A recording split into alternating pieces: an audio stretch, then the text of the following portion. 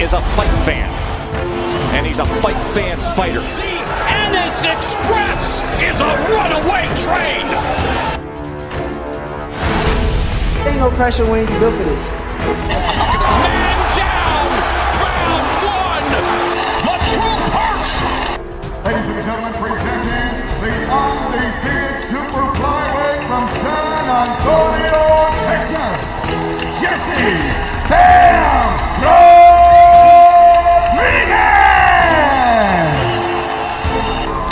The universally recognized undisputed lightweight champion of the world, Devin the Dream Haney!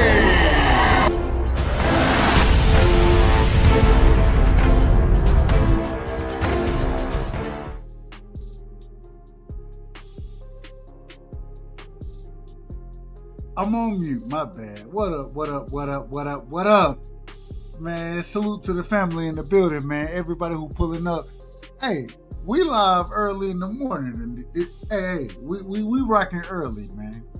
And the reason we rocking early is because, hey, we gonna have to change some things up. I don't know how all this work shit gonna work out for me. But, man, fuck it. At the end of the day, bro, I'm gonna be rocking because I love the sport of boxing. We got to talk about what happened this weekend. You know what I'm saying? We had a hellified fight card both on Friday and Saturday. We got to talk about it. You know what I'm saying? We got to break that down. But first things first. Shout out to my brother Jay Will in the building, man. Salute to Jay Will. Shout out to my brother CDK in the building, man. Shout out to, my apologies, you know what I'm saying? We're going to bring the comments up in a second. And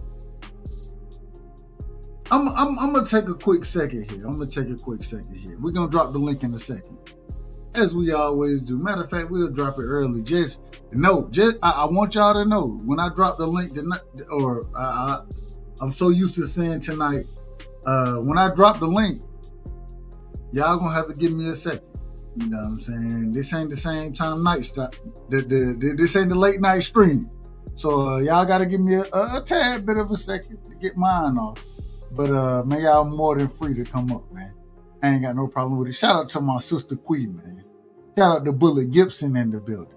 You know what I'm saying? Bullet. Hey, that's my brother right there. Bullet, Bullet, I want you to pull up. If you get a chance, I want you to pull up because hey, we've been talking about the Junior versus Devin fight. Man, I think I got Junior, man. I ain't even gonna lie. I got Junior. It ain't nothing like that. I got Junior, man. I don't like it, but at the same time, Bullet, pull up, man. If you want to, feel free. If you get the opportunity, but everybody else, y'all feel free to pull up. We pinned the link at the top, man. Let me make sure I pin the link. There we go. All right, look. I'm so happy, and I appreciate an individual like Hamza Shiraz. And I don't know if I'm saying the brother name right. I say that respectfully. I'm happy that he put hands on Edgar Berlanga. I'm happy that this man, it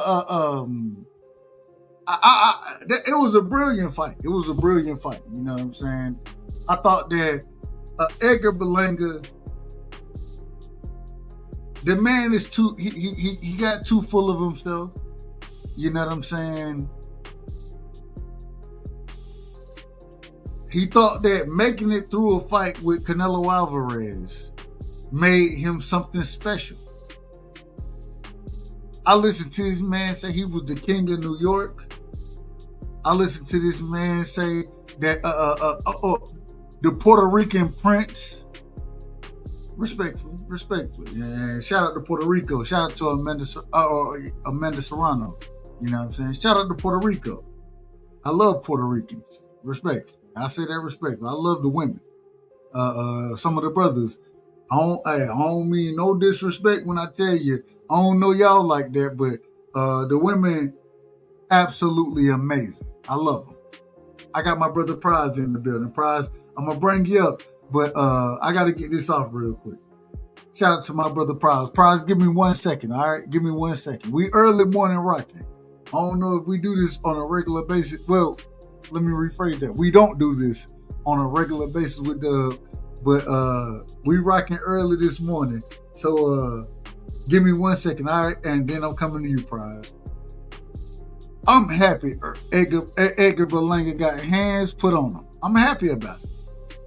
The reason I'm happy about it, not because it ain't nothing personal to Edgar Berlanga, but the man, he had got so far out of order that you got to get humbled sometimes.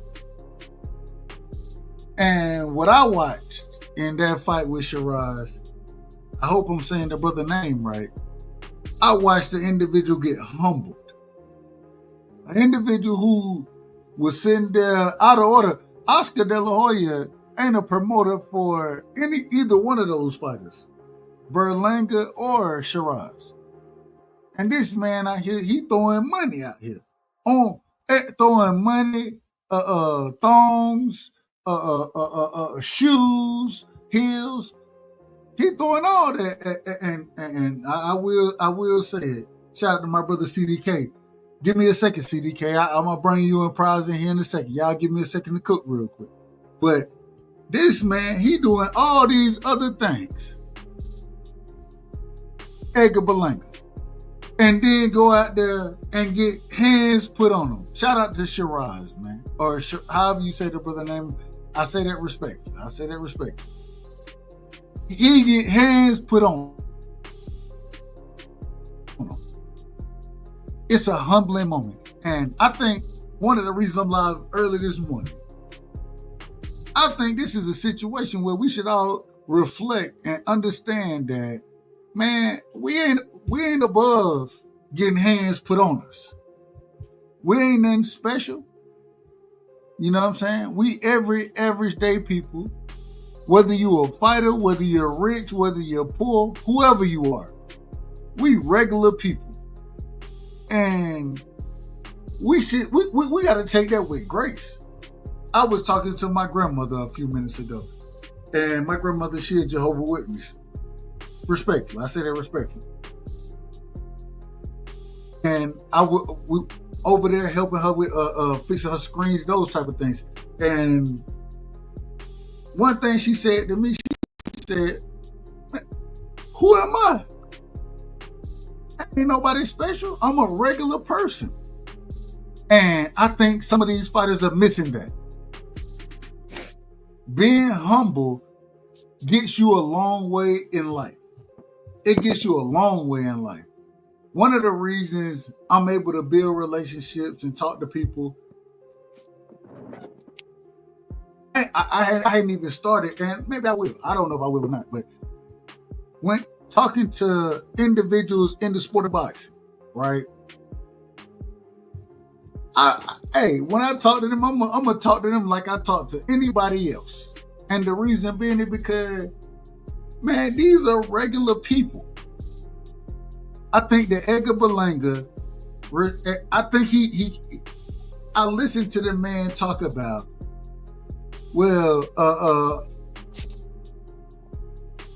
get knocked out by Canelo Alvarez. Even though he got knocked down in the fight, I didn't get knocked out. Man, you tell me when a fighter go in there not looking to get knocked out. That ain't what you look for in a fight. We got my brother Free in here. Free, Free, give me a second on this one. I'm coming to you next. I got Prize. I'm going to Prize, CDK, then you, Free. But when have we ever heard an individual be excited outside of Mel Charlo, another one? I made it through the fight. Man, listen, y'all are regular people like we are. Regular individuals. You box and you fantastic at your sport. But at the same time, you still all that other shit, man. It's starting to get on my nerves. It's starting to bother me. And what I'm starting to notice is those individuals who have this mindset that, no, because I'm special in this sport, all of a sudden I'm better. I'm better than some of these. I'm better than everybody else. No.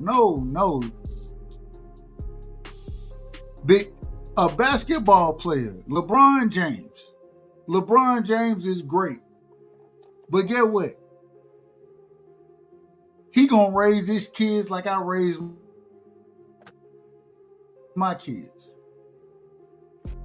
He gonna, and I would hope that he talk to his kids like I'm gonna talk to my son, and make sure that they understand that, man, life is not just about your accolades and all these type of things. Being the individual that you are is what's special about you. That's what's special. Like I just told y'all, I was talking to my grandmother a second ago, and she made clear to me, and I was telling her how my son, this weekend I'm going to pick him up. He's going to be back at home. I said, man, I'm probably going to have to break him out of some of the habits that he got going on, you know what I'm saying, from coming from his mom's house. And she said, she told me, she said, yeah, you got to break it. If you keep instilling the right values in him, then he's going to understand that whether what's going on there or over here, wherever he's at, going to understand that this is how I should operate. And she said, when you went to college, this is what my grandma told me. She said, when you went to college, when you came back home, you still, even the people you brought with you, I could tell that they had values like you had, the same. I could see the values in them like I see the values in you. And all I'm saying is Edgar Berlanga, the reason he got his ass whooped the way he did it because the man, he lost himself. I think he lost himself. He went out there and he thought he was better. The man was the king of New York, supposedly. The man was out there with the chains, the cars, Fat Joe. Excuse me, not Fat Joe. Fat Joe. What's his name? What's the brother name? No, that's Fat Joe. That's Fat Joe. Okay, Fat Joe. Thank you. Fat Joe. Walking around out there acting a damn fool. And at the end of the day, man, be who you are. That's the only thing I really want to say real quick. And then I'm passing this thing around. I apologize for being long-winded, but be who you are. Don't worry about all the outside influences. Don't worry about that. Be who you are. Because the person that you are, you're good enough. You're good enough. A lot of folks prize CDK, Bullet, Free. I done talked to all of y'all, you know what I'm saying? And one of the things that is so important, and one of the reasons I rock with y'all, is because the person that Free is on a different panel when I'm rocking with him, he's the same person. When I talk to CDK is the same person. Bullet, the same person. Prize, the same person. I think that's, man, stop letting these people influence you to be something that you're not. And I'm not saying any of y'all are doing that. I'm saying that Edgar Berlanga, that's who I'm talking about right now. I think that he felt like that the man, he got the big head. The man man literally said, I ain't get knocked out by Canelo. Brother, you lost the fight. When have we ever seen somebody say, hey, well, outside of Jamel Charlo, respectfully, outside of Jamel Charlo and Edgar Berlanga, when have we heard fighters say, at least I ain't get knocked out? Nah, nigga, you supposed to go in there to win the fight. I want to see you put hands on a motherfucker. That's what I want to see. But you going out there. Let me open the panel up, man. I apologize for being long-winded. Prize, welcome to the show. I appreciate you pulling up on me, man. Go ahead, man. I'm out of order tonight. This morning. You Gucci. Nah, shout out to Dub Rightside for the early stream. Shout out to my brothers on the panel. You already know what it is. Shout out STN. But Edgar Berlanga, that was a very humbling experience for him, dog. Real talk. Like I mean, you said pretty much everything. He coming around here with these chains and these Richard Mule watches, and you know, he hanging out, he's talking a lot of ish, you know, and he got humble. Now, the most of us picked Shiraz to win, but not like that. I picked him in the UD, but Berlanga, man, I've been saying it for a while. I like him, but he's not really good. He's not really that good, but his outside the ring antics make people like Dub Rightside and a lot of people, we don't care if he got knocked out. Oh well, you know what I'm saying. So I think the outside outside the ring antics is what got him knocked out. Yes. I think that's what got him knocked out. He running around. Him. Go ahead. No, I was about to say he running around here like he a rapper. You know what I'm saying? And he got the man is throwing money. Oscar De La Hoya. Like Oscar don't got nothing to do with the fight. And the man, he throwing wigs. He throwing. He throwing. Hey, bro, look. That man threw everything but the kitchen sink. Now he should go pick that money back up because he gonna be in the back of the line. We gotta get. Hold on. He need the money now, but we gotta give him the drop. We gotta get Edgar Berlanga the drop. Yeah, man. We gotta give him the drop. That's damn. It's a bunch of bull. It was a bunch of bullshit, man. Yeah. Go ahead, Prime. Nah, and I'll pass it because I don't want to be. Be long-winded. Nah, it's all good. I can't do that. That's just me. But no. Nevertheless, Edgar Berlanga, he needs to do some soul searching. And you know what I noticed yesterday, Doug? See, I follow him on Instagram. So he made a post on IG yesterday about like things didn't go my way. Woo woo woo. But you know, all that shit talking he did, he has a nerve to turn his comments off. He had the audacity to turn the comments off. And that's why I said, you know what, that's some sucker shit. He didn't even make it to the press conference. They said he went to the hospital. And anybody who goes to the hospital, I give him that respect. You know what I'm saying? For sure. You get knocked out, you go to the hospital, period.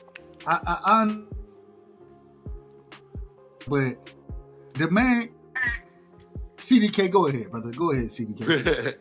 All right, what's good, everybody, this morning? How y'all doing this morning? Man, I'm going to say this right here. Can y'all hear me? Yep. Crispy. All right.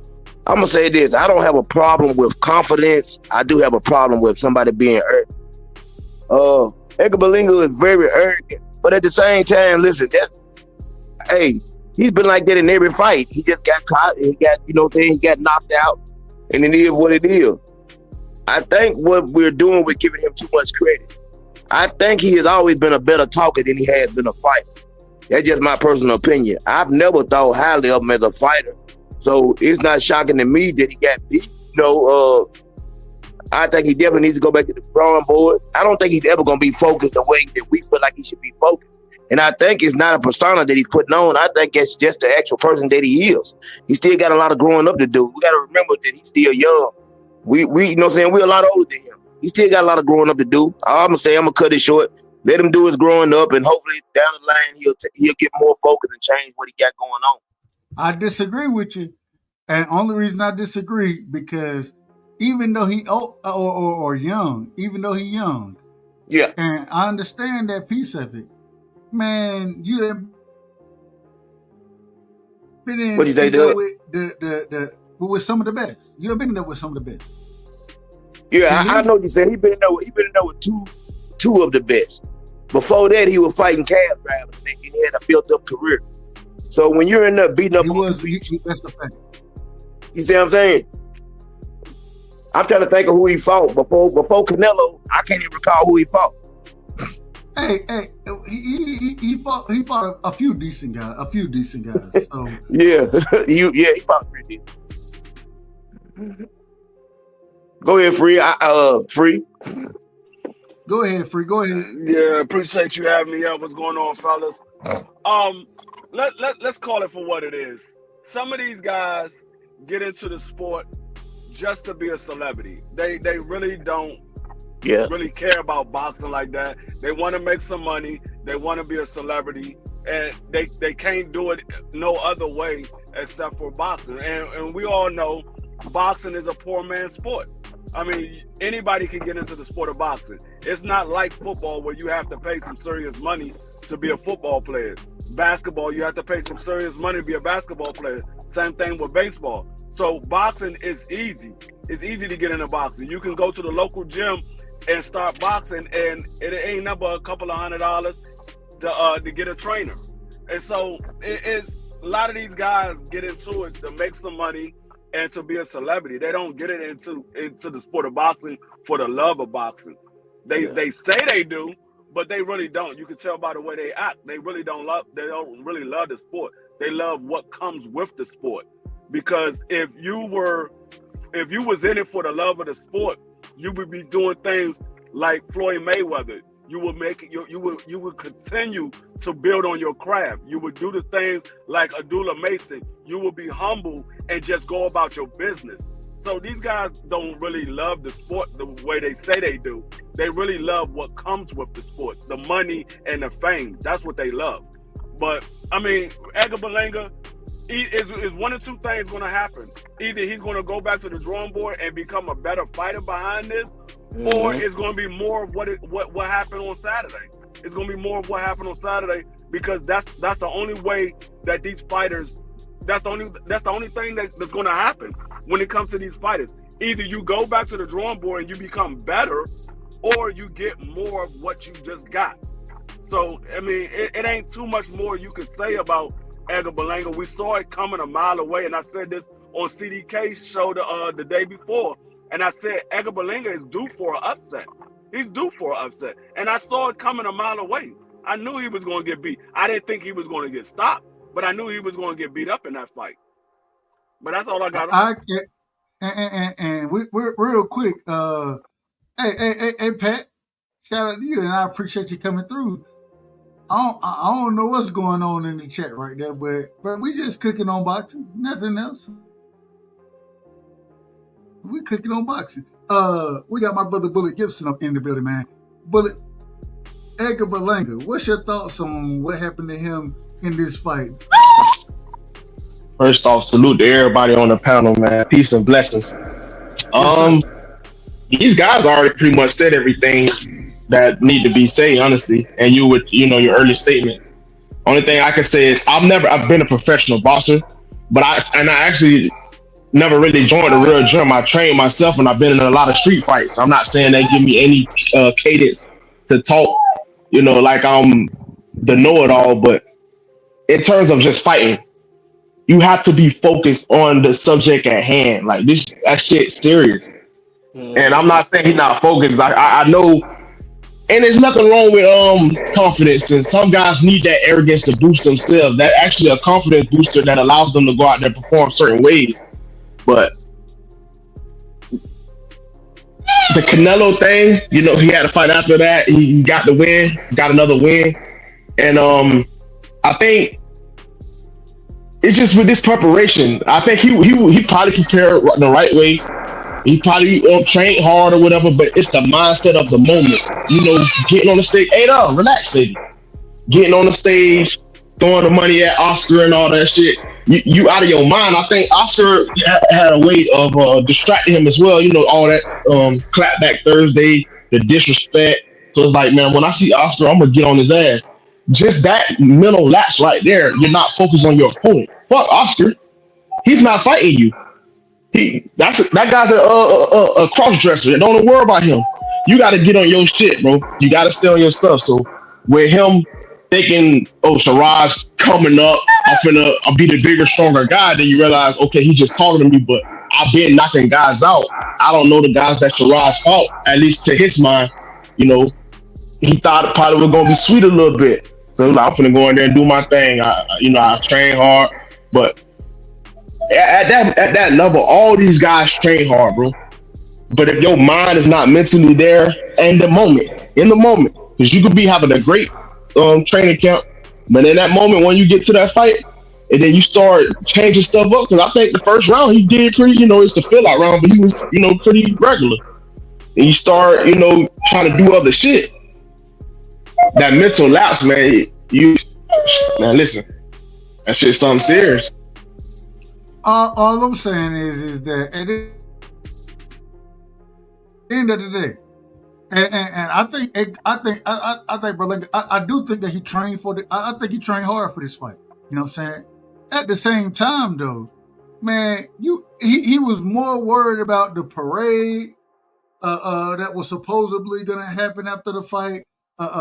And we even seen it. We see going back to when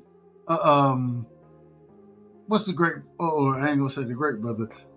What's my brother name who missed weight and then end up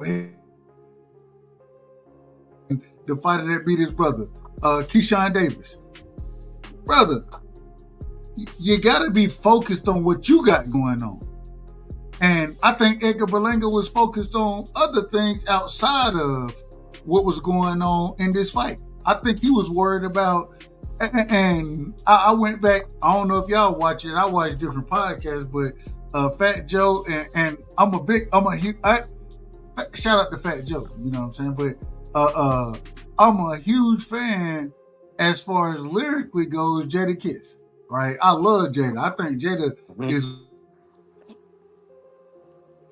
best lyricist that you can listen to. Top 5 dead or alive. Jada Kiss was supposedly I don't disagree with it. I think that man is special. I think shout out to Joe too though. Shout out to Joe Craig. But man, that man didn't show up for that fight. He wasn't there to bring him out. And I listened. I went back and I listened to the whole podcast. They said, hey, that brother said, hey, let me know the time. If you want me to bring out Berlanga, let me know the time. He wasn't there. The reason I think he wasn't there, me personally, this man was focused on everything else but whooping Shiraz's ass. And he went in there. I went back and watched the fights. You know what I'm saying? I watched the Matias. So real quick, I can speak on and shout out to my speak on the Matias fight. Matias. Your mic going? Is your mic going out? Or is that me? Is my mic going out? Yeah, it's going yeah, in okay. and out. I thought it was me because I'm in the country. So, but yeah, that is you, Dub. But it's not like a consistent thing though. But carry on. No. All I was saying was I went back and watched the fights, and so I can speak on the Matias fight. I can speak on the Morrell fight. I can speak on all the fights now because I went back and watched, and I watched them in their entirety. Right. I just don't think that he would. I don't think that Berlanga was. I don't think he had any focus on the fight. I think he was more worried about the parade after the fight. And the club and stuff. Yeah,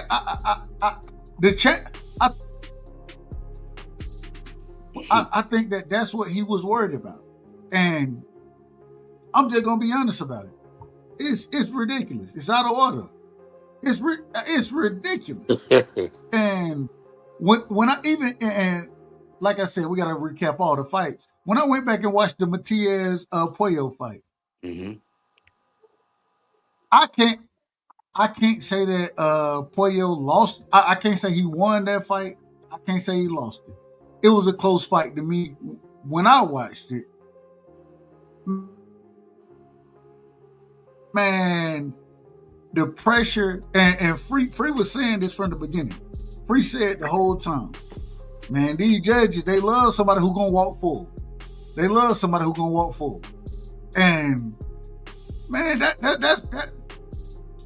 what Matisse did. That brother, man, outside of the first round, I thought that he kind of had to find his footing and his aggression in the first round. Outside of the first round, the nigga walked forward the entire fight. Now, I will say, I thought Puello, I thought he landed great shots in that fight. You know what I'm saying? I thought he landed great shots. And I thought the uppercut, man, the man should have been throwing uppercut a tad bit more than he threw it. But I don't know if it was a robbery. I can't say robbery. I can't say robbery with that. You know what I'm saying? I can say that, man, that was a close. It was nip and tuck. It was nip and tuck, in my personal opinion. That would have been a fight that, and y'all know I love to call the fights, but if I was calling that, when I'm watching, I was like, man, I don't know what Matias, in my personal opinion, some of the shots that he land, right, it don't look like it hurt an individual. It don't look powerful. But, man, them body shots he was throwing, I thought they was landing.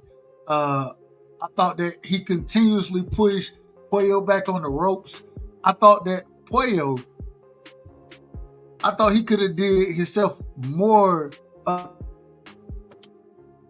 or been in as far as the judging goes. I thought he could have been in better position if he utilized his footwork a tad bit more, shot the jab. I saw him tying up and all that kind of stuff, but and he was landing big shots. He was landing good shots, in my opinion. But at the same time, that pressure that Matias was putting on him, Matias, he was being the ring general. You know what I'm saying? And I only said that the little cut over the eye. I ain't gonna say little because it wasn't little. It was a big cut over Matias' eye. I don't know if it really came from a punch or from them colliding with heads and those type of things, but I didn't have a problem with Matias winning the fight or the judges giving it to him. At the same time, if they would have gave it to Puello, I wouldn't have had a problem with it either. I thought it was a close fight. I thought, man, that was a dog fight, in my opinion. And I loved every moment of it. I thought that the pressure that Matias was putting on was being countered a lot of times by Puello. I thought Puello did a hell of a job too. You know what I'm saying? I thought it was a dog fight. So in a dog fight, man, I don't know how you can't just call it one way or another. I didn't see a robbery. I didn't think it was a robbery. Let me put it that way. I didn't think it was a robbery. But I did think that it was a hell of a fight. It was a close fight, and I didn't think that it was gonna be that close of a fight. You know what I'm saying? So I give both of them brothers credit. Y'all go ahead. Mm-hmm. What y'all got on Matias versus Puello? I'll be right back, man. I gotta go get a coffee. All right, that's cool. I thought Puello did enough to win the fight. He boxed, he moved, he turned him. Matias, he did put a lot of pressure, but Matias had the left working to the body. It was a close fight, It was a close fight, but like, what happened to the saying? I didn't know what those body shots, like some of those. Okay, all right, put it to you like this. Matias is clean. Yeah, Subriel wasn't really hurting Puello like that. But whatever happened to the saying, you got to beat the champ. What happened to the saying, you got to beat the champ? I don't think Matias did enough to beat the champ. It's a close fight though, Dub. But I thought Puello did enough to win the fight. I thought he wasn't really. I mean, Matias had moments. Don't get me wrong. Matias definitely had his moment. Put a lot of pressure, came forward. He was getting cracked, hit with everything. He kept coming. But Puello couldn't really. He don't really got no pop in his punches. Like, he got 10 knockouts. I hate that term. I know, but I know, but I hate that whole. Well, real quick, what term do Brian, you hate? I hate that whole. You got to beat the champ. You got to beat the champ. Yeah, man. And that's an old school term. But I had this conversation last night or yesterday. Excuse me. Yesterday I had the same conversation, and man, look, the way I judge it, I look at the fight. You ain't got to go in. Whoever win the fight, win the fight. You know what I'm saying? Right. I don't give a damn if you're a champion or not. If you go in there and put hands on them, and it's a close fight, and you can overwhelm them, then. But I don't think he did that, Doug. I don't think he did that. I don't either. I don't think he overwhelmed him. I'm not saying that, but I disagree with the whole. You got to go in and take it from the champion. No, nigga. I look in the at close fight. Normally, they give it to the champion. I agree with that. I agree with. So that's where that term you got to beat the champ. I don't think that's right. What I'm saying is that, man. But what I'm saying is that shit. And I disagree. I thought the scorecards were. I ain't gonna say it was outrageous because it. Like what was it? A majority decision? No, it was 115, 113 on two cards and 114 a draw on the other one. Right. So it was a close. It was a close. So you mean to tell me you found 7 rounds, but you watching it you gave to Matias? I couldn't. That was hard to do, man. Go back and watch the fight again. That's hard to give him 7 rounds, bro. I could not. Because Pollo was boxing and moving, but hold on. Go ahead. All I'm saying is that if I was judging it, I would have gave the fight to Pollo. Me personally. Yeah. Okay, thank you. But at the same time, it was a close fight, and I think Free said it. You might got to order. When you're walking forward and you the individual applying pressure, you know what I'm saying? It's hard for me not to say that Matias didn't win, but like I said, if it was me, if I was judging it, I would have gave it to Pollo. You know what I'm saying? I would have scored a 7-5 Pollo, and that's me. That ain't a bad score. That's probably the right score. That's all I'm saying, but I don't feel like he did enough to go in there and take the title. I can't find 7 rounds to give him. That's hard. If anything, it's a draw. But I feel like all I'm saying is 113, 115, 113, what you just said. I ain't got no problem with a draw. Yeah. But a robbery, that's not what we seen, people. I promise you that. That wasn't no robbery at all. And that's the other thing I want to say is that even though I think that, especially in like the Shakur fight, I think one judge had it like 118, 110. I don't know exactly what the scorecard was, but I thought one judge had it way too wide. Yeah, them cards were crazy. Opinion with Shakur, but before we get to that, I want to hear y'all opinion on Matias versus Pollo. CDK, how did you score that? Or not even scoring it, but what'd you think about the fight? And then we. I've been saying that I said it yesterday on my show. I had Alberto winning, man. I don't see how you can give Sabrina Matias 7 rounds. And I think what people get confused, all pressure ain't good pressure. You can come forward and still get beat up, and that's what I seen. Yeah, he was coming forward, but as he was coming forward, he was getting beat up. I don't like it. I seen a lot of other stuff going on. You know what I'm saying? I just felt like it was, you know what I'm saying? They wanted him to win. I'm talking about from the time Turkey jumped in, from the time they put somebody else in the ring with him and done a face-off. It was just too much going on. I don't like the way it looked. That's my whole thing. I just feel like they didn't want Alberto to win that fight. And we seen what happened. I thought he had an excellent game plan. And that's how he always fight. But, you know, I guess it caught up with him. Now, I didn't like the look because when I first started really watching it, the first thing, and like I said on when we called the fight over at BVO show, the first thing I said was, why the hell is you had Turkey in the ring, you had Mauricio Suleiman, and you had Eddie Hearn. Eddie Hearn. And that's really when I turned the fight on, you know what I'm saying? And when I looked at it, I was like, hold on, wait a minute. You got these Negroes in, what they got to do with it? Wait a minute, what's going on? And then I was listening to my brothers speak about it, and they was like, hold on, man.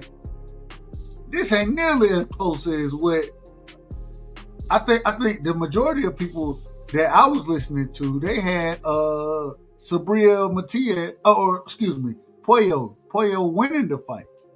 And when I'm looking, it looked. But Bullet Gibson, go ahead, man. What did you think about that? Yeah, it's just my opinion on it. Could be wrong. No, you good. With me, I didn't because like I said, I didn't get to watch that fight. By the time I turned the fight on, it was like it was the midway point of that fight, so I didn't watch that fight in totality. Yeah. So, I had to go back and watch it myself. But go ahead. Yeah, I gotta watch it today. I gotta try to watch it today then. But in terms of the Turkey stuff and the Suleiman, that's like a thing that the UFC do. They do that to promote the next fight right away, like to get the us going to the next fight. I know that I watch UFC a lot as well. So me too. Yeah, going on with that. And in terms of because I know people were saying that and it was a bad look. Turkey was like, you finna fight him on November. You can't really tell him that. But I think that the WBC already had approved that before this fight, came to be. They already had said that Dalton Smith was going to be the next guy, from my knowledge. But it just looked like a dictatorship, like how people were saying. But I don't think no promoter can actually force that. Even though Turkey said that, I think if Puello, I think Puello can do his rematch clause if he put that in the contract. I don't know what the contract is, though. That's the things we don't know. It's the background stuff we don't know about that situation. If they had a rematch clause in the contract, if he go to the commissioner and all that stuff and put it in, regardless of what Turkey's saying, I think they have no choice but to put it out there. They'll probably just do like a first bid or something and just build another network. But if the dude, petition for it, he could get his rematch. But the problem is, the way it looked to me, and like I said, I caught the majority of that fight. I caught the back end of it. You know what I'm saying? And the first thing when I was able to jump on the panel, the first thing I said is man, somebody, hey, and y'all know how I am. Them manila envelopes were being passed out. Passed all around. seemed like. Them manila, and somebody got paid. Soon as they jumped in the ring, Turkey and Marsulio and the other presidents and whoever the hell them other people was, the guy with the crazy ass looking bull with the Versace on, you know what I'm saying? When them niggas got in the ring, it was a wrap. I was like, wow. And then when they rated scorecards, when they said 114, it was over. Yeah, when I heard that 114, I said, oh, they had that. I said the fix is in. Not a fix, but y'all saw what happened.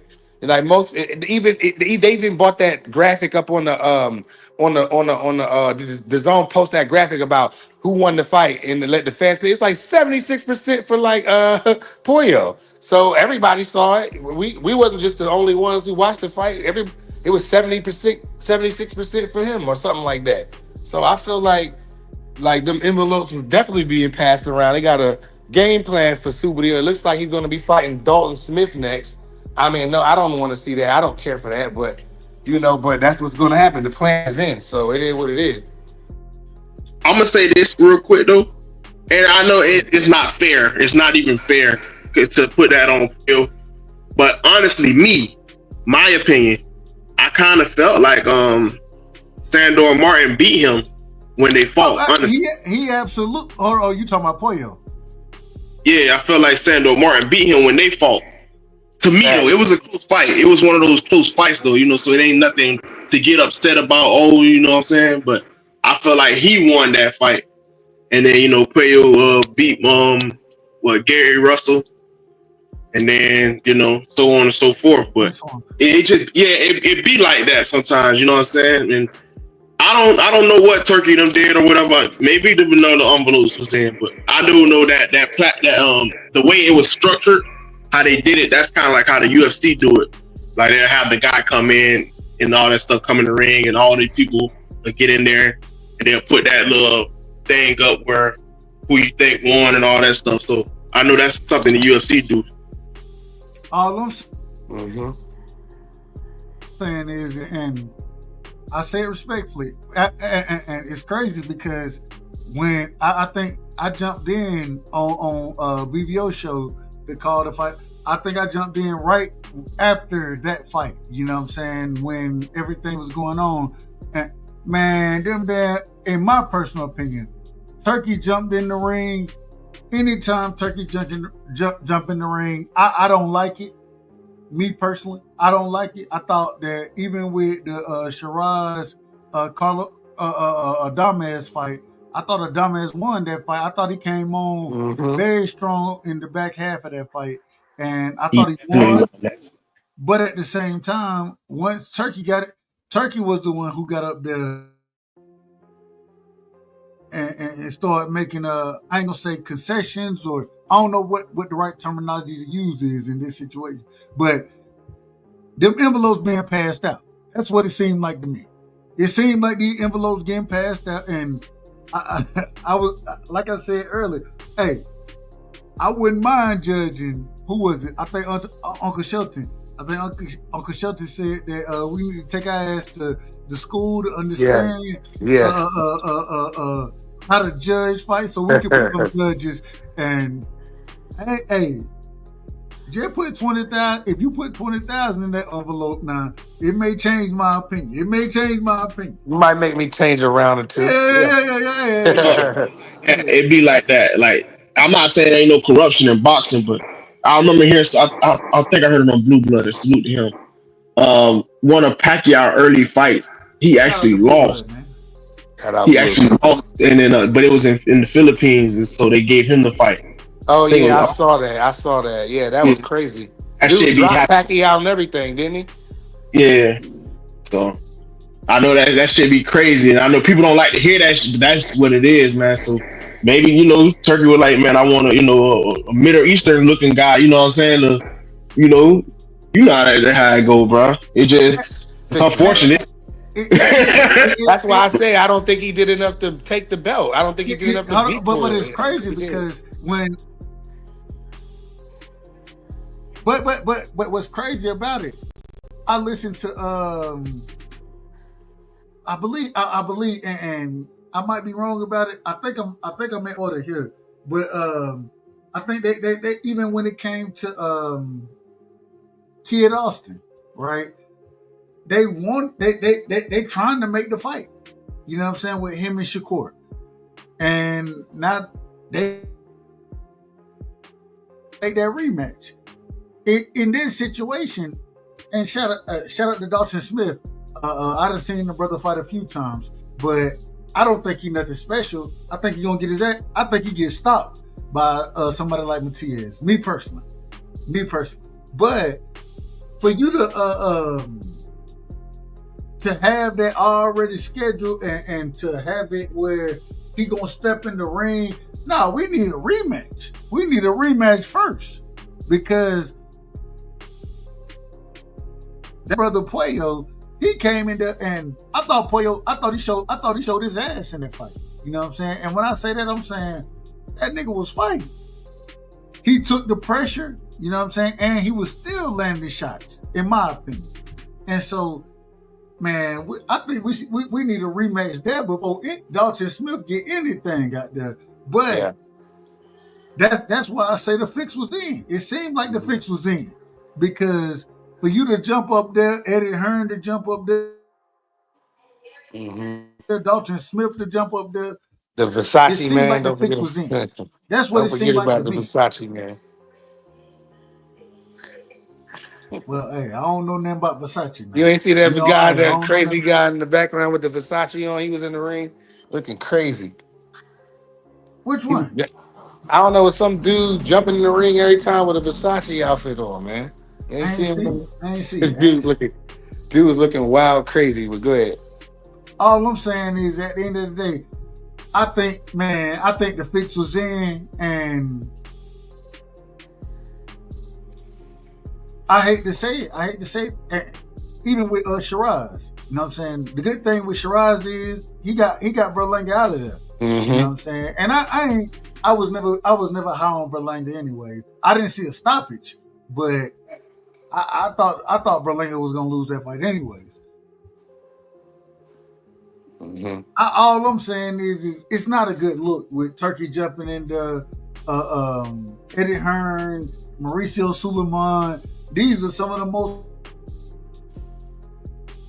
corrupt individuals that we know in the sport of boxing. My apologies. Go ahead, be free. Free fell down the steps, but yeah, the fix was definitely in, and the fix. I don't care. I'm gonna say I'm not going to tread around this or tiptoe around this. The fix was in. I don't think Matias.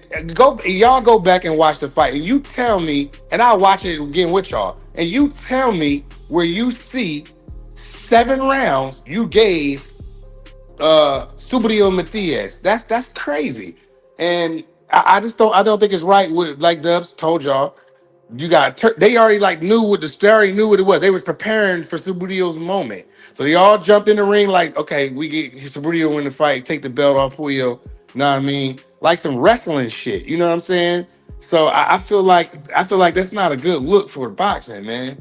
We got these people doing that, man, and I think they got to do better, bro. But it's like Dub told y'all, it's some envelopes being passed around. They did it right in front of our face, bro.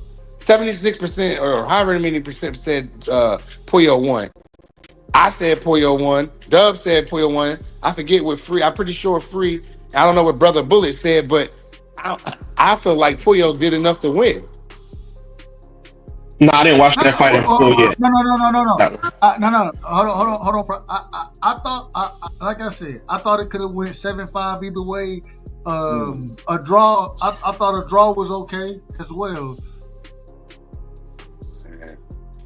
It could have happened, all of that. I ain't saying Puyo just won it, but at the same time, the scorecards, and I think one judge had it 114-114. Yeah. And then the other 2 judges, I believe they had it 115-113. Mm-hmm. I believe. Yeah. I understand it, but at the same, off of the pressure that Matias was putting on. You could put pressure on, but don't mean you doing nothing. It wasn't effective. Ricky Hatton was putting a lot of pressure on Floyd, and Floyd whipped his ass. Pressure, yeah, you ain't doing nothing with it. It wasn't effective. It wasn't effective. So, but where did you give 7 rounds? That's a. Mm-hmm. I was just gonna say Floyd and Ricky Hatton. That's a tad bit different. If Floyd check hook Ricky Hatton. I know, but I'm saying Ricky Hatton's pressure. Floyd ain't seen that pressure before that Madonna fight. Ricky Hatton was putting a lot of pressure on Floyd in the beginning, but he wasn't doing nothing. He was getting check hooked the whole straight right hand the whole time. But I thought Matias. My thing is, I thought Matias he was letting his hands go. He was throwing punches. It wasn't effective.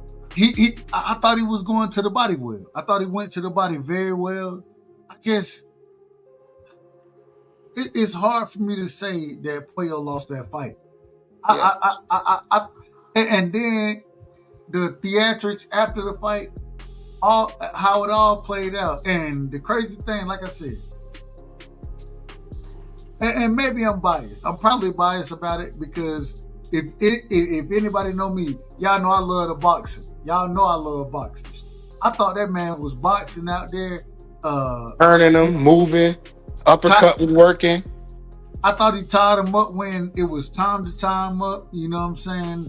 Like you said, the uppercut was there. The jab was there. I thought Puyo did. I thought he did well. I thought he did very good in that fight. You know what I'm saying? And me personally, I said I called an 8th round stoppage. and by Matias.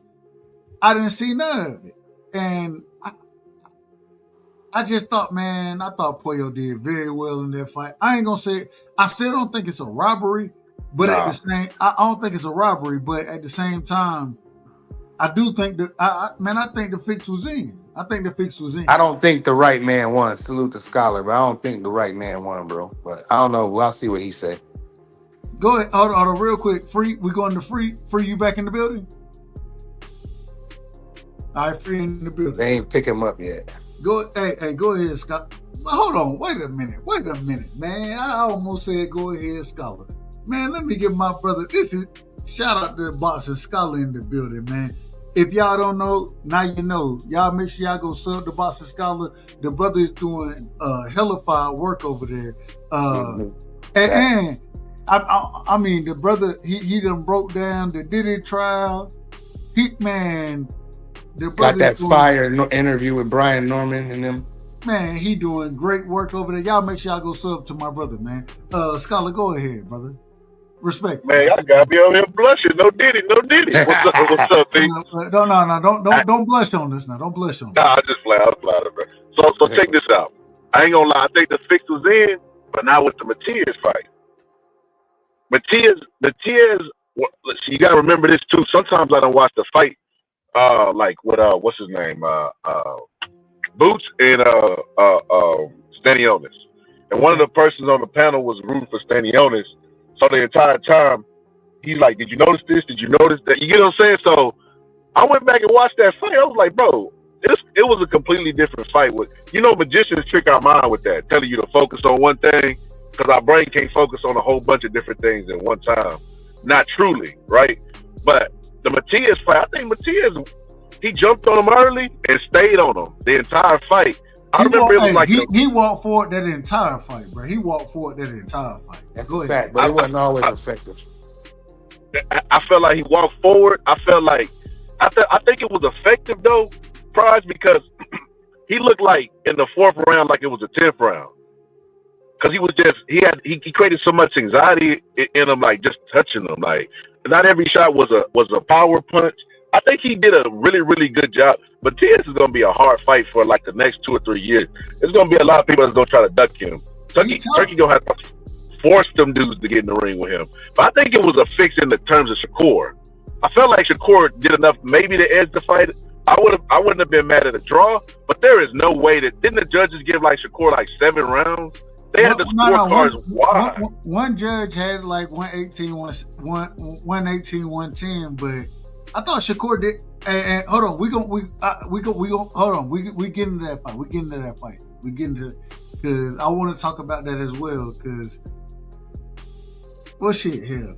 Well, real quick, anybody got anything else on the Matias versus Pollo before we move forward to the Shakur fight? Nah, just the fix was in. That's all. But it wasn't a robbery. Well, let me ask you this, Dub. Did Pollo's team whine about the fix being in? I haven't seen nothing yet. But what do you think, Scholar? You think you gave him 7 rounds? Yeah, I felt like I ain't gonna lie to you. It was like the last 2 rounds I gave the Pollo, but I remember we was on a live and X was like, "Yeah, he got these rounds." I'm like, bro, he up so high out. He can take a round or 2 out. I felt like he just relentlessly worked through that fight. He had Pollo looking not so spectacular. Like he was effective in the fight. Like Pollo looked fatigued. I didn't watch it live, but when I went back and watched it, I thought that Pollo hurt Matias a couple times in those late rounds. I thought he had Matias hurt. He did. Matias got caught some flush shots, but he didn't wobble ago. His glove didn't touch, so we can't really give him. I ain't saying he got knocked down. I'm just saying I thought he had him hurt. In those late rounds. Those late rounds, especially when he was throwing the uppercut, when he was running down the middle on him. I thought Pollo had Matias hurt, and I ain't saying he could have got him out of there, but man, hey. I feel like if Pollo had some punching power, he would have knocked Matias out. He's a walking punching bag. He's gonna be easy if he fight the real fighters. His defense is his face, and what did Free said or Marky? He said his defense is his head and his chest. He take it on. The brother got a great chin. The brother got a great chin. Yo. Look, if that was I'm gonna say if that was Devin, man, I think Devin would have walked circles around Matias, walked circles around him, and put hands on him. Shakur would do the same thing. I disagree. So look. So you know the little homie X be tripping on me, bro, because he can't figure out why I like Matias, and he don't see nothing special. Hold on. Shout out X. Hold on, real quick. I can hear you, but your mic is a tad bit regular right now. Respectfully. Is that me? Hold on. Is that me? Yeah, and I know it's Scholar. No, Scholar, you crispy now. You crispy. Yeah. Hold on, let me hit the refresh. Oh, there we go. Right. That's the Scholar I know. Right. Yeah, that's the Scholar I know. Oh, damn. He gonna come back in. Yeah, but no, I'm with X. X hates Matias. Me and X hate Matias the same way. We think the same of him. Hold on, I'm a fan of Matias. I'm not. He's not really good. He throws a lot of punches and he gets. I mean, he's a punching bag, bro. If you know how to box and turn, he can't do nothing with you, bro. Like Devin will box. I don't think he got great footwork. That's why I say I think Devin boxed circles around him. Shakur boxed circles around him. Tank probably knock him out. So look, check this out, Prize. This is why X get mad at me, man. Yeah. Matias X agrees on Matias, by the way. Go ahead. Matias is one of my favorite fighters right now, bro. He like, what? And I'm like, bro, Matias is a magician in there as well. Meaning, like, he's a lot better than what he looks. He looks like a caveman on the outside, but he actually a caveman that know how to make fire. You know what I mean? Like, he knows how to do intelligent things. Like, Matias is perpetual motion. From the opening bell, he makes his fighters fight every second of every round. He is right in their face. And because he keeps his chin tucked and he has a good chin on top of it being tucked, he and fighters hit him on the chin, they get discouraged because they can't get him up out of there. And then he comes forward with a high active guard. So a lot of the shots that look like they land, they're really being parried. And he counters right off of that. And he don't throw everything with power. Matias will touch you 5 times, bro. He creates anxiety. Like, it was times in the fight where Puello looked like he was about to get a break. Matias would speed walk and get right back in his face and make him fight again. Just touch him. Puello didn't get that brother couldn't get no rest in that damn fight, bro. He couldn't. Ain't no rest with Matias. That's what I'm saying. A lot of fighters, you know what they're gonna do? He remind me a lot of like a Homicide Hank. Or like what's his name? Hold on, you said who? You said who? Henry Armstrong, or like a Winky Wright. Winky Wright fought like that. He had better defense, but he had an active defense. Hold on, wait a minute. You can't compare. That's crazy. Hold on, y'all ain't even heard the comparison. Y'all ain't even heard. You said the comparison yet. Hold on. Let the brother finish. We gotta let him finish. The comparison is this. Winky Wright would create a lot of anxiety in his opponents. And he would make them fight every second of every round. So a lot of people, when Winky Wright was at his height, a lot of people try to wait for Winky Wright to look less than spectacular and slow down a bit so they wouldn't have to deal with that type of style. Fighters don't want to fight every second of every round. The clinch wouldn't have been invented if that was the case. Those styles are hard to beat. They're very hard to beat. All I'm saying is that watching that fight, I thought Puello, in my opinion, this is my opinion, nobody else's, just mine. I thought Puello, he took that pressure, and even though I did think that Matias, he let his hands go, and Matias always let his hands go, and he a dog, you know what I'm saying? Man, I thought it went, there was no educated footwork there. It was all, I'm gonna walk to you. Now that's all it is every time. But at the same time, when he throwing the punches that he was throwing, I thought he worked the body well.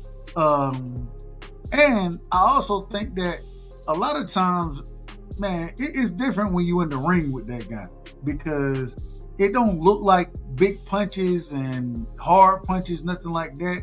It looked like sometimes when I be watching Matias, I'm like, man, he just throwing body shots. It ain't really nothing significant. But I'm damn near positive that fighters that's in the ring with him would tell me something different. That those inside body shots that he throws, the way that he can take a punch on the chin, I think he got a granite chin. You know what I'm saying? It's hard. It's hard, but I think that Pollo, man, I think Pollo edged that fight. When I went back and I watched it, and I gave the fight to Pollo. Me personally, I thought Pollo won the fight, and clearly. I thought, like I said, I didn't think it was clear. But I thought it was close. I thought it was just like the homie in the chat, and shout out to Jay Wash in the chat, said he won damn near every exchange. I agree with that. Yeah, and the counter punching, the jab, the uppercut. Don't sleep. No, I'm with you. The uppercuts, what he was throwing out there, I thought he landed the more crisp. I thought he landed the more crisp shots. And cleaner. I thought he was more active. What I will say, and I understand why people feel that way, because you can't tell me that you had to score for Matias the way you did, and then turn around and say that Shakur won damn near every round against Williams Zepeda, because they fought the same type of fight. Yeah, so, Shakur was way more punching, clearly effective. I mean, like I said, I think Shakur punches that he landed was a little more cleaner than Alberto's was, but it still was the same type of fight. If you go back and put both those fights together, it's pretty much the same type of fight you're watching. You're pretty much watching the same type of fight. But and free, I also say that I thought that the scorecards in the Shakur fight was outrageous. I thought they. Well, we'll get a judges. Let's go ahead and get a judges drop real quick, because what I thought about the judges scorecards in that fight. This is outrageous. This is outrageous. I thought I didn't agree that, man. I think one judge had it something like 118 to 109, something like that. Yeah, like 11 rounds, 10-2 type ish. Now, I thought Shakur won and once again, I thought, and I said this the other night, I thought Shakur fought the wrong fight. But at the same time, I thought he was looking to please his haters. And he still did a hell of a job being in the pocket. And I thought he clipped Williams Zepeda way more than Pollo clipped Pollo clipped Matisse, but at the same time, when I went back and watched, man, some of them body shots that Matias was throwing, and like I say, it's one thing to be in the ring with a motherfucker, and it's another thing to look at the shot. And I'm gonna tell you something that I heard, and I didn't hear it initially because I wasn't watching the fight. I went back and watched the fight, and Antonio Tarver said it. He said Shakur got to get off them daggone ropes. We just saw Alberto lose by being on the ropes like that. He got to get off the ropes. Hey, free. When I was calling that fight, what I said: get your ass out the damn man. Get the hell off the ropes, man. Get out the corner. What are you doing? And so now, that's what I'm saying. Even Antonio Tarver, and I don't agree with a lot what Antonio Tarver said, but he saw the same thing that I saw. If you scored it that way against Matias and Alberto, how you don't have it closer versus Shakur and Zepeda? Now, I like you said, I believe Shakur won that fight clearly, but I think it was closer than what the judges had it. I don't think it was that wide of a margin. Agree. We agree. Well, I think it was a wide margin. I think he whooped him. Zepeda was throwing a lot of body shots. They was effective. I credit him for that. He got the jab was coming in there. He had, Shakur got hit a little bit more because he, like you said, he was trying to crowd please or fan please. But nevertheless, his shots were way more cleaner. Them combinations, he was throwing them joints in threes. His ring generalship, when he got in the middle of the ring, Shakur did damage. Only when he backed up to the ropes is when the Zepeda was effective. Other than that, it was hard. I gave him about 3 rounds, three rounds tops. Easy. I had an 8-4, 9-3 for Shakur. You know what I'm saying? Me personally. 2 Cents said Zepeda missed 709 punches. That's crazy. Man, one of the things he threw over 1,000 punches. But one of the things that I loved about Shakur was the way he was going around that guard. You know what I'm saying? I said it when I was calling it, when Zepeda was in the high guard, Shakur was hooking around that damn guard. You know what I'm saying? He was going around it and landing shots very cleanly, in my personal opinion. And the other thing, he wasn't just throwing one shot. He was putting combinations together. And I thought Shakur won that. I thought Shakur's fight was much more cleaner than what Matias versus Puello was. But I still think that I thought Puello won that fight. Yeah, Puello definitely won. Like I said, I wasn't mad at people saying that they believe that Alberto won that fight. I just knew what the judges would be looking for. Alberto is not the bigger name.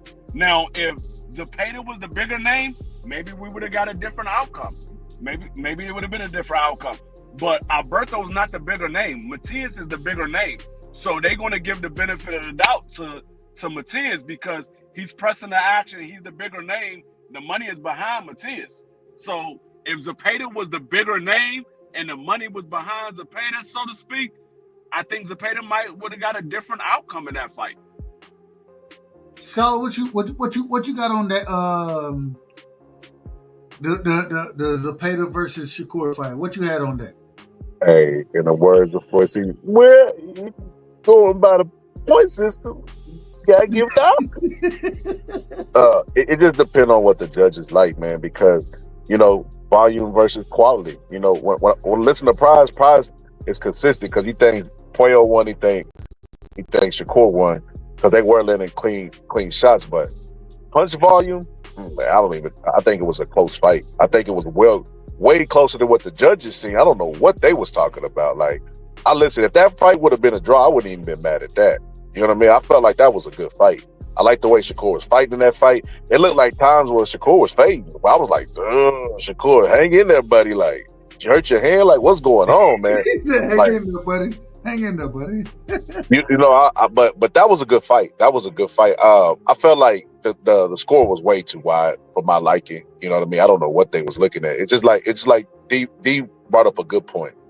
How do you score one fight one way and then the exact same style gets in the ring again and then you score it for the other way? What made you change? Score was way more cleaner. But these are different judges. It's different judges. It's different judges. And it was a different fight too. Shakur had other things working better than Puello, like ring general shit. When he was in the middle of the ring doing his thing, making a miss, hitting him, countering, crazy combination. He's putting them shit together in threes and fours.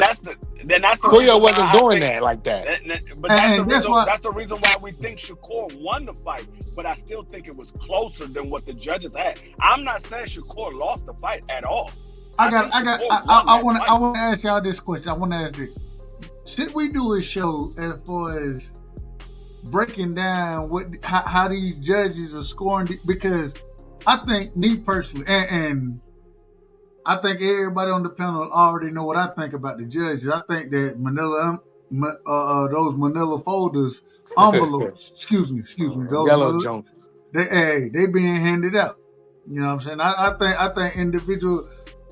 Shit. When I went back and watched the Matias fight, before I watched it, when I finally got a chance to jump on, the first thing I seen was Eddie Hearn and Mauricio Suleiman and Turkey in the damn ring. Those were the first individual, and the first thing I was thinking, in that Matias versus Puello fight. When I seen them, I think I told y'all. I said, hey, they handed them damn folders out. Hey, somebody getting paid around this motherfucker.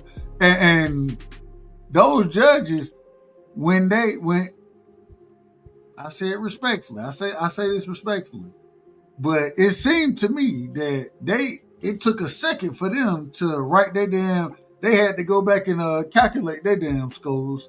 You know what I'm saying? That's what it seemed like. That's what it seemed like to me.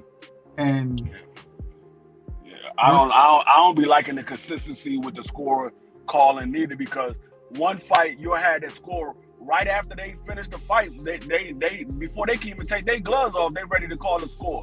But other fights, we gotta go to commercial break. It's a whole. I'm like, yo, why is it taking so long for these daggone scores to come out? Like, because they ain't get their envelopes yet. Hey, they trying to figure out. They trying to figure out how much is in the envelope. They not worried about the scorecards free. They trying to figure out how much is in the envelope, and whatever is in the envelope. Is it okay for me to take my honest criticism and judgment away? Hey, that's how I know. I know it was one fight that you had called, and we waited like damn near 5 minutes for them to get a score. I'm like, dog, why is it taking so long for the score? It's ridiculous. Yo, Dub. Remember I talked about how they eventually gonna have to move to AI, bro. Like, these judges don't have to explain why they scored the fight the way they fight. At least they could do that. It ain't like they're gonna be held accountable. You know what I said, Scholar? I said put them all in a room and let them watch the fight on TV like we do, because we see better than them. Put them in a room, let them watch it on watch it on the TV screen and score it that way. Because this real quick, Prime, real quick. Scholar, I think you were the first person to show me the AI scoring, right? And I think you ahead of the game when you saying that, damn these judges. Let's see what AI got, man, because these judges, they out of order. A lot of these judges and we got to do a show about how far out of order these judges are, in my personal opinion. Go ahead, Scholar. I apologize. And then not only that, they could be affected by the crowd, not just the promoters. I remember Teddy Ellis on ESPN said that sometimes he would go out, like go out to dinner, you know what I mean? And the judges would be there for the boxing promoter. And he was like, bro, even if you're not corrupt, you understand the implication is, hey, I took you out and paid for your dinner. You look out for my fight. You get what I'm trying to say? Like, you don't have to hand the envelope when you're doing something like that. If you're a judge and you're judging my fighter's fight, and I took you out and paid for a $300 steak, I ain't got to say no more. We already know what you're supposed to do. I accepted a lunch. That wagyu speak different. It speak a little different. that wagyu speak a little different. Bullet Gibson. What you think about the Shakur versus Zepeda fight and the judging on Puello versus Matias? What's your thoughts on it, my brother? Like I said, I didn't really get to watch the Puello Matias fight as a whole. I got there like midway point, but the Shakur fight, I thought Shakur won the fight, but it was a pretty close fight. It just, I think once it got past like that 5th round, he pretty much kind of took control. But I think a lot of people not giving Williams Zepeda credit for stuff he did do. I know, because from what it looked like, Shakur actually punched harder than Zepeda. He stopped him in his tracks. He hit him with good body shots. But there were times where, like, I think Scholar said it, where it's like he would do the work, boom, boom, boom, hit him with the combination, and then he would also miss. And then he starts I'm talking about Shakur. Shakur would slow down a little bit himself. And I think because of the game plan trying to please the haters, I'll be like, man, fuck these haters, bro. They just want you to lose so they can laugh at you and criticize you and make excuses why they fighter can't fight you. But I think him staying on the ropes, trying to do the Floyd thing, allows Zepeda to, even though he's hitting his arm, he was missing. He was hitting the shoulder, hitting the arm, Occasionally he'll tap his face every once in a while, but there were times where shots were getting through. And when it's so close, like, cause his hand, the way his hands is covering the ribs and, you know, the little shoulder roll thing, the way your arch is, it's times where their shots is getting through, but maybe they not counting it because it looks so sloppy and mucky. It's not like he's getting leverage on his shit. Because in the middle of the range, Shakur pretty much could do what he wanted to. Because when you got a guy moving your feet, they're not able to get that type of shit off. But, you know, staying against the ropes, I think it made the fight closer. But it's just Shakur landed the, you know, clearly the more concise shots, the more eye-catching shots.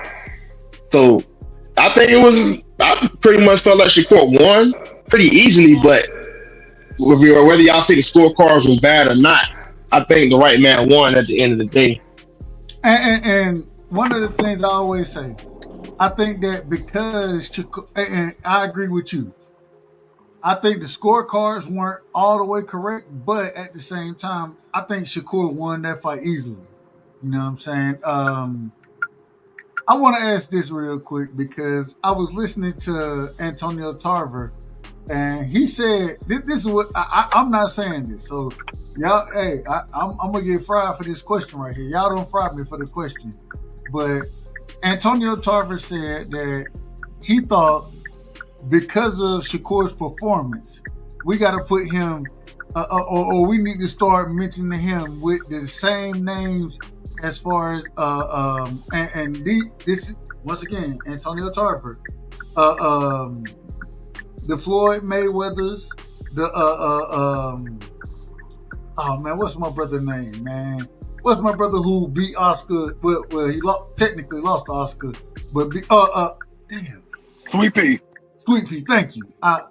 He said we need to start mentioning Shakur with these guys off of this performance. What do y'all think about this? That's crazy. I think Antonio Tarver took too many shots to the head. Right. I mean, one more thing. 2 Cent said one more thing. How you miss when you miss 700 punches? I don't see how you can even have a chance to win. But what do I know? No, we're not saying that the man won like that. I think y'all mix. I'm not going at you. I'm talking about just period. This whole fight. Because I think y'all missed. Everybody up here says Shakur won. Yeah, for sure. A person missed a lot of shots. What that is telling me is a person is much more active in that fight. Is one fighter is much more active than another fighter is. That's what that's telling me. If a person missed 709 shots and he landed 300 and some odd shots, that means he was much more active. So that's all that tells me. But I think Antonio Tarver, he always, that's why I say I don't agree with everything Antonio Tarver say, because he always say something that's off the daggone rocker. I'm like, no, you cannot offer this performance against Williams Zepeda, who a lot of people didn't give Williams Zepeda a chance of beating Shakur. You can't say that now because of this performance, he deserved to be in the same conversation as a Floyd Mayweather and Sweet Pea. Y'all didn't give him credit. I mean, y'all didn't say Williams Zepeda was that good of an opponent. So you can't turn around and give this man all the credit in the world, but you shitted on the opponent from the very beginning. That's what I don't understand with some of these people. That's why I say you never shit on your opponent, because now you want all the credit, but you just shitted on your opponent. No, you can't do that. You can't turn around and say, man, I'm going to beat this dude easy. This dude is nowhere near my level. I don't even know why he's in the ring with me. And then when I beat him, why y'all ain't giving me no credit? Man, you just told me the dude didn't belong in the ring with you. So, nah, I mean, I don't agree with nothing that Antonio Tarver said on that note. What was the context of it, though? So this well, hell, we'll pull the interview. Well, hell, I got a couple more days before I'm monetized anyway. So I'm gonna pull it up. Let me pull it up, and I want y'all to hear exactly what Antonio Tarver said, because I thought, and me personally, this is my opinion. Before I play it, I thought it was some nonsense. I was like, bruh, so you telling me that off of the fight that Shakur just had with Williams Zepeda, he should be, because and The credit I will give to Antonio Tarver, according to him. Well, here, let me let y'all just hear. Let me let y'all hear. I seen it. Where, you talking about the one where Bud bombed him? Yeah, that's the exact one. You already know which one I'm going to. Yeah, Antonio Tarver. Listen, this is what I noticed about him just in that little bit of time I was listening to him, because then they asked him about Berlanga, and then he was giving Berlanga. What's that? Go ahead. No, go ahead. He was giving Berlanga like a lot of credit, and I was like, oh, he just biased, bro. You know what I mean? It's like he was overpraising him because he probably had some type of relationship with Shakur, and he liked Shakur, so that's why he was like, because he praised Berlanga in a loss. Like, how you look? Berlanga looked trash in that fight. Being all the way honest, he looked trash, and Tarver still found something nice. He got knocked out. Even before the knockout, he looked trash to me though. And he still found a way to give him credit, and it's just like, oh, okay, I get it now. If he rock with you, he rock with you. That's what I got from that. He comparing the Shakur to the greats because he knows that it'll elevate Shakur because who he is. You get what I'm saying? All right, hold on, real quick. I want to play this real quick. This is Antonio Tarver. This is the response that he gave when he was asked about the fight. Y'all let me know if y'all can hear this. Let's see.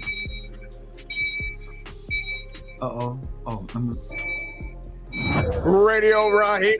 Can y'all hear it? Radio Raheem. Yeah, we can hear it. All right, here we go. Listen to what Tarver says here. And for anybody, this is for educational purposes only. I don't own the rights to this. Shout out to Radio Raheem. I believe this is 1 second or something like that. Shout out to them as well. They're doing a hell of a job over there with the interviews they getting. So shout out to them. But listen to this. With the Magic Man, Antonio Tarver, yet another glorious night of boxing. Last night we saw a technician. We saw a real difficult skill set from Katie Taylor. If he would have went down, I thought that could have changed. He had a chin, wrinkles. From Shakur and Zepeda. I mean, were you surprised? No, because the man said he had something to prove tonight. He was going to show some different wrinkles, and that's just a fighter that can do it all. You feel me? He got wrinkles. So, real quick, and I love Shakur, but off of this performance, I'm not sitting here saying that he can do it all. I can't say that. Let's continue. Wrinkles to himself. He got in his bag deep tonight. Complete fighter, bro. He had a chin. Zepeda landed that shot in the second. If he would have went down, I thought that could have changed the fight. You know what I mean? But he stayed on his feet. He took that shot. And he took a lot of shots. I mean, Zepeda stayed down to the body. So he put his heart on display tonight, and he showed the world that he's that type of pound-for-pound type of guy, bro. He said that he was making... Is Shakur, off of the Zepeda fight, in y'all opinion, is Shakur a pound-for-pound fighter now off of the Zepeda fight? No. I always thought he was, but go on. I think based off his body of work, you could put him up there. Okay. You got Bam Rodriguez up there. How's he over Shakur? I mean, yeah. To me, he is. I think absolutely Bam is. Shakur is, to me, and a lot of people thought I was crazy for this comparison. Shakur is like AB to me. He only let his hands go. Well, not in this fight. In this fight, he actually went out there and did what he was supposed to do. Draw a line in the sand, make you miss, make you pay. But a lot of times he wouldn't even let his hands go until he felt like his opponent was completely, didn't have anything left in the tank and completely deflated. So he would put his hands in his pockets a lot, as we seen in the Edwin De Los Santos fight. So no, I can't put Shakur in the pound. I think Shakur did what he was supposed to do with what he had in front of him. Zepeda throw 1,145 punches every fight. But how many knockouts do Zepeda be getting? No, well, Zepeda, I think he had 33. He didn't stop. He got like 21. 33-0 with 27 knockouts. Listen. I think he had okay, well let me ask y'all this, because y'all brought up records. Do you think Zepeda's a knockout?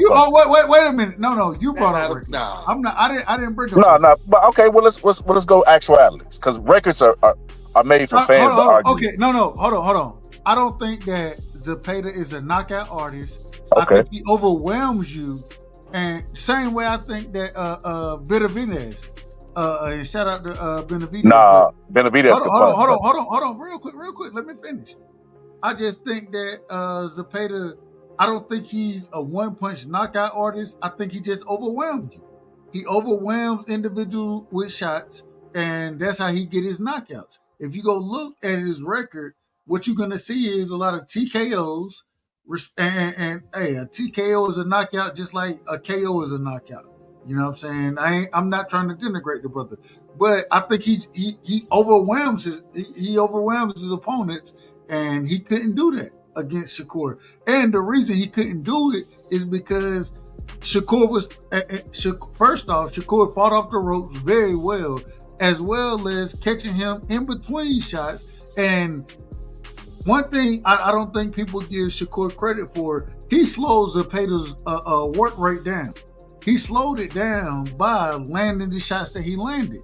And so I think when I assess the situation, I think all of that builds into it, and I gotta give Shakur credit for that. You don't slow an individual down by not, whether he punching hard or not, the accuracy of his punches. And when I was looking at it, calling the fight, the nigga was going around the guard. When Zepeda went to the high guard, Shakur, he was hooking around that damn high guard. And he was very effective hooking around it. And then he started running this shit down the middle on his ass. I thought Shakur did a hell of a job letting his hands go in this fight. He was putting 2 and 3 and 4 punches together at times, bro. Like, it was an easy fight for me to score. Easy. Look, I look at Zepeda like death by 1,000 paper cuts. You know, like you said, Dub. He'll get a TKO, but it ain't gonna be no gruesome knockout or anything. And I think that you're gonna see that them TKOs slow down now that he's at the elite level. Like I said, I think Shakur, before the fight happened, I didn't call Zepeda trash, but I did say that Shakur has a style that's tailor-made for Shakur, because you got to have power for Shakur to respect you, like Edwin De Los Santos. You know what I mean? But he don't got that type of power. So I said Shakur would do exactly what he did, which is sit back, lay back, and counter him and draw a line in the sand. And that's exactly what he did. But his next fight he's not gonna fight like he fought Zepeda. He knew what was in front of him. He knew the power, power level. It depends on the fighter. It depends on who the fighter is. So with that being said, see, in boxing, you always one knockout, one fight, one coaching decision away from being the worst coach ever, worst fighter ever. Literally one fight. They go fight the fights. The next fight, I don't think he fights like this. I think everybody's gonna say, "Oh, he's back to running." I knew Shakur wasn't this. I knew he wasn't definitely that. gonna get back to basics, though. And Scott, look, we ain't shit. Hey, boxing fans ain't shit. We ain't shit.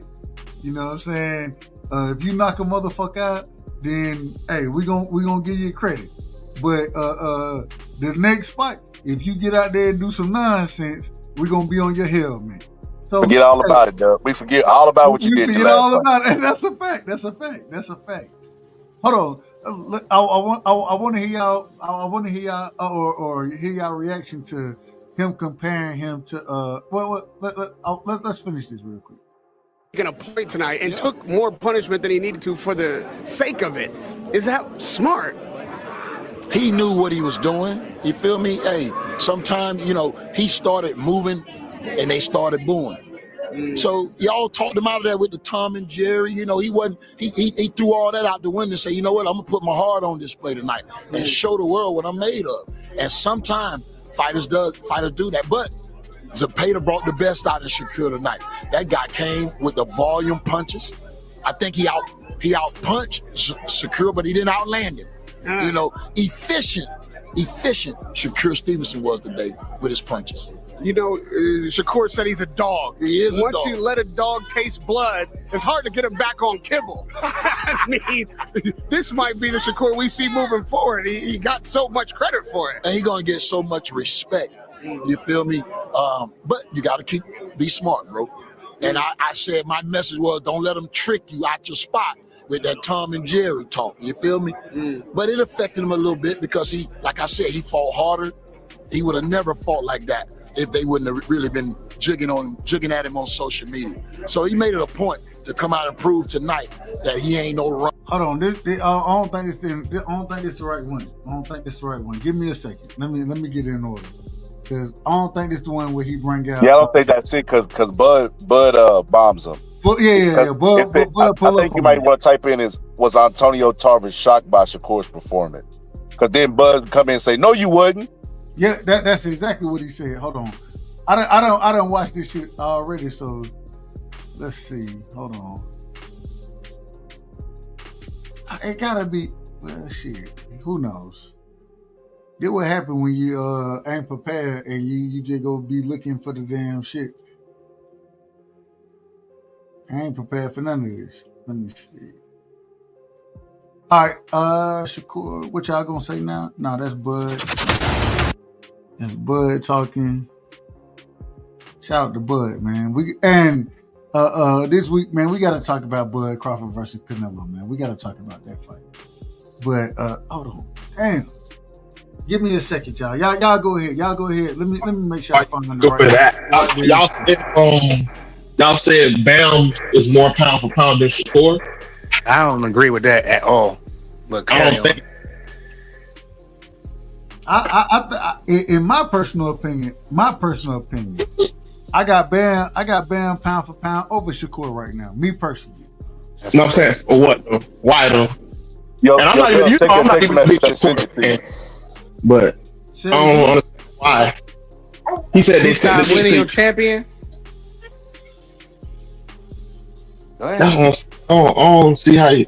I think they like you got to push a core over him, even if just by a little bit. He's done more. I think me personally. Oh, go ahead. On the level of Sonny is right. Oh, you breaking up? Say it again, Sonny. You breaking up? Shakur don't got nobody on the level of a Sonny. Like we need to see more out of Shakur. Like we know he got the skills, but like in the words of Teddy Atlas, against you. It's just like people that get knockouts. Like remember Wilder was raking up all them knockouts, and then when he fought somebody with skills, I mean the Scholar Mike went out. Knocked out Lewis King Hunger. No, we can. I can. That was me. Go ahead, Scholar. Yeah, we got to see more. We got to see more out of Shakur against more elite guys, and then that's how you make the pound for pound list. Like some fighters, we know you got skills. I don't think people put in the pound for pound, but we know who's got skills. We just got some guys. Was he breaking up or was that just me? I'm not sure. I think he was breaking up because I thought it was me too. Scholar, I think you might got over there. All right. And Dub to find what he's trying to look for. But go ahead, bro. You think Sonny Edward more elite than Conceição? Conceição was he a gold medalist or some shit like that as well? Or a silver medalist? You think he's more elite than Oscar Valdez? And I'm not saying Oscar Valdez just talented, but his accolades, he was a champion. So Sonny Edward, but I don't know. Well, real quick. Here we go. Here, I got it right here. I got the video right here. This is the one I want to play. All right, let me hold on. Y'all give me 1 second. And Bullet. I think you asked the Scholar, so I'm gonna let Scholar respond to you in a second, and then I'll tell you what I think. The way I think. Yeah, I might be out of order. Yeah, definitely out of order. It wouldn't be the first time. Who gives a damn? It wouldn't be the first time. No, at least you honest. I always tell y'all that. It ain't gonna be the first time I'm out of order. It ain't gonna be the last time. So, all right. I think this is the one right here. All right, tell me if y'all can hear this. He's knocking out Belanga. Oh, that was. Can y'all hear it? Yeah. All right, we good. Once again, man, shout out. This is hold on, let me make sure I give these people credit. This is Pro Boxing Fans. This is their interview. Shout out to them. We don't own the rights to this material. YouTube, show me some love, man. Y'all done struck me. I done been copyrighted. Hell, y'all done put me on the damn notice that don't. Anyway, I ain't finna say all that. I ain't even gonna do it that way. Well, respect. I ain't even gonna say what I really want to say. All right, here we go, y'all. Here we go. Hell of a fight, bro. It's easy to get a guy hurt, but it's great when you finish. Need some adjustment too. You know, you defense. You know what I mean? But he stayed behind his jab. He kept his mind in the game. Berlanga showed a lot, so I don't know what he's going to. They were sent up there. It was a brilliant performance. What did you make of it? I wasn't surprised. I knew he had that in him. I wasn't. Check Tarver's takeout, bro. He did that shit, bro, and he showed the world that he was a pound-for-pound type of talent. You know, you got to start comparing him to guys like Pernell Whitaker. Pernell Whitaker. You got to start comparing to guys like Floyd Mayweather. Floyd Mayweather. So off of this fight, according and this is what Antonio Tarver is saying. We should be comparing Shakur Stevenson to Pernell Whitaker and Floyd Mayweather. According to Antonio Tarver, let me rewind that. I want to hear this one more time. Shout out to Bud. Bud, don't walk around no wife beater, brother. Respect. Bro, he did that shit, bro, and he showed the world that he was a pound-for-pound type of talent. You know, you got to start comparing him to guys like Pernell Whitaker. You got to start comparing to guys like Floyd Mayweather because he's going about it the same way. But tonight, he put more of his heart on the line. He stood toe to toe. I want y'all's opinion on what Antonio Tarver just said there. Should we be comparing Shakur Stevenson to Pernell Whitaker and Floyd Mayweather off of the performance that he had against William Zepeda? Let's do this in order. Well, matter of fact, I'm going Bullet, I'm going Prize, I'm going Scholar, I'm going Free. Should we be comparing, Bullet, coming to you first, should we be comparing Shakur Stevenson to Floyd Mayweather and Pernell Whitaker? I think based off of what he was trying to say was he's going off of like potential, his potential talent, like, you know, his style of fighting. So I don't have no problem with it because his style is similar to theirs. Now, I'm not saying he has the accolades because I think that's what people finna get harped on. Oh, he ain't did enough. He hasn't done enough to be, you know what I'm saying, just put up there in terms of name of accolades. But if you look at the style, and I'm a huge Devin fan. I put Devin, his style of fighting, I hold Devin in a high regard as well. All these guys. So if you look at his potential, his potential of what he can do, and we already knew it, it's just they say he's done it against the smaller guys. I'm talking about Shakur. Shakur has always showed the ability where he can walk you down sometimes, you know what I'm saying? And he also showed he has good feet. He can stay in the pocket and move. It's just the outside of boxing stuff where a lot of people start to dislike him in terms of, the Twitter stuff and all that stuff. But these guys are human. So if you're just going based off of potential and what he's shown in the ring throughout his career, I don't have no problem with what he said, honestly. The guy is talented. The kid can fight, bro. That's one thing for sure. I had the argument last night or yesterday. I don't know. I had the argument that they told me because of what he says outside the ring, it should affect my judgment inside the ring. I disagree with it. But let me ask Prize. Yeah. According to Antonio Tarver, do you agree with Antonio Tarver as far as us comparing Shakur Stevenson to a Pernell Whitaker or a Floyd Mayweather? Do you agree with him? I mean, that's tough to do, man. I mean, we talking about Sweet Pea Whitaker, bro, and Floyd Mayweather. That's hard to compare anybody to them guys. I feel like Shakur is still young. He getting better. He has all of the talent in the world. He showed you he got different levels. He can box. He can walk you down. He can totally avoid you. He can do whatever he wants in the ring, pretty much. But I don't want to go that far right now. I think that question is kind of tough, right? That's crazy because Floyd, like, his body of work is crazy. And, we seen Sweet Pea go in there and dominate and get robbed before. So, I mean, Shakur got a ways to go before I can say, oh, he like them guys. But as far as his talent and stuff, he definitely can be on that level. But we gotta wait and see. That's tough to ask, to say, oh, is he like Floyd or he like Sweet Pea? We should put him in them realm. I'm not gonna do that just yet. That's crazy. Cause them two dudes there is, man, it's hard to mimic them dudes. Them dudes done been through some way more stuff Shakur ain't even been through yet. This is his first real, You know, this is Zepeda brought the best out of Shakur. We see Shakur lay on the ropes, make a miss, and you know he got touched a little bit, but we see him change it up, get back in the middle of the ring, land 2, 3, 4 punch combinations at times. But to answer your question, to compare them two, I'm not gonna do that. I think that's a stupid ass comparison by Tarver. Okay, Free, you there, Free? Yeah, I'm here. What you think about what should we be comparing? Well, according to Antonio Tarver, we should be comparing. Do you agree with him that we should be comparing Shakur Stevenson to Sweet Pea and Floyd right now off of the way that he's fighting and the way he stood in the pocket? And shout out to him for standing in the pocket the way he did. I told y'all from the beginning, I didn't think he would stand in the pocket as much as he did. I thought he would do some of it. But I thought he was going to be looking to throw, and he was looking to throw in between shots. But should we be comparing Sweet Pea to, Shakur to Sweet Pea and Floyd, in your personal opinion?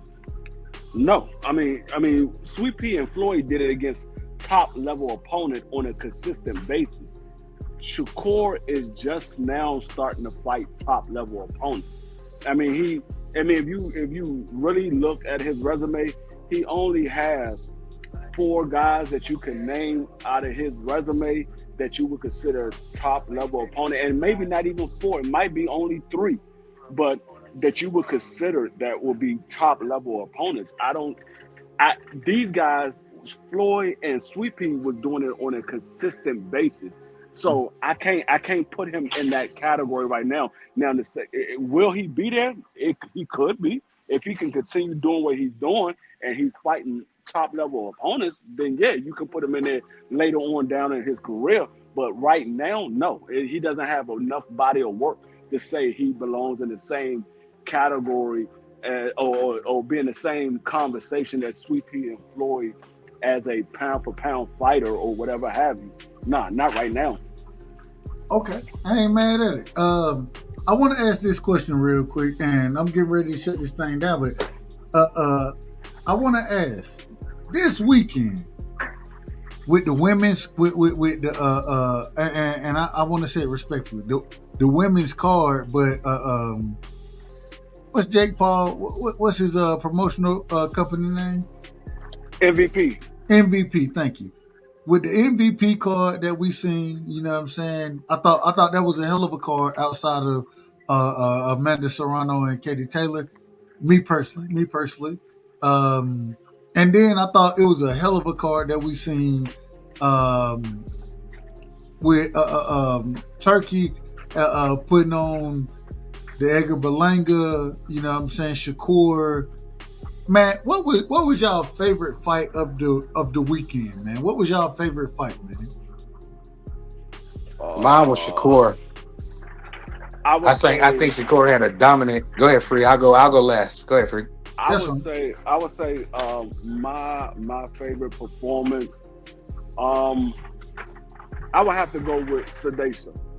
I would have to go with Sedation Green. Yep, I would have to go with her. That's tough. Because she had got a point deducted. She dogged it out, man. She dogged it out. She dogged it out. She had got a point deducted from her, and she came back in the next round and rocked Savannah Marshall and said, "Nah, I'm not gonna let this fight get away from me," because we saw when she was trying to go for her title with Franchise Cruz that she let that fight get away from her. She was like, "Nah, I'm not letting this happen again," and so she dug down deep.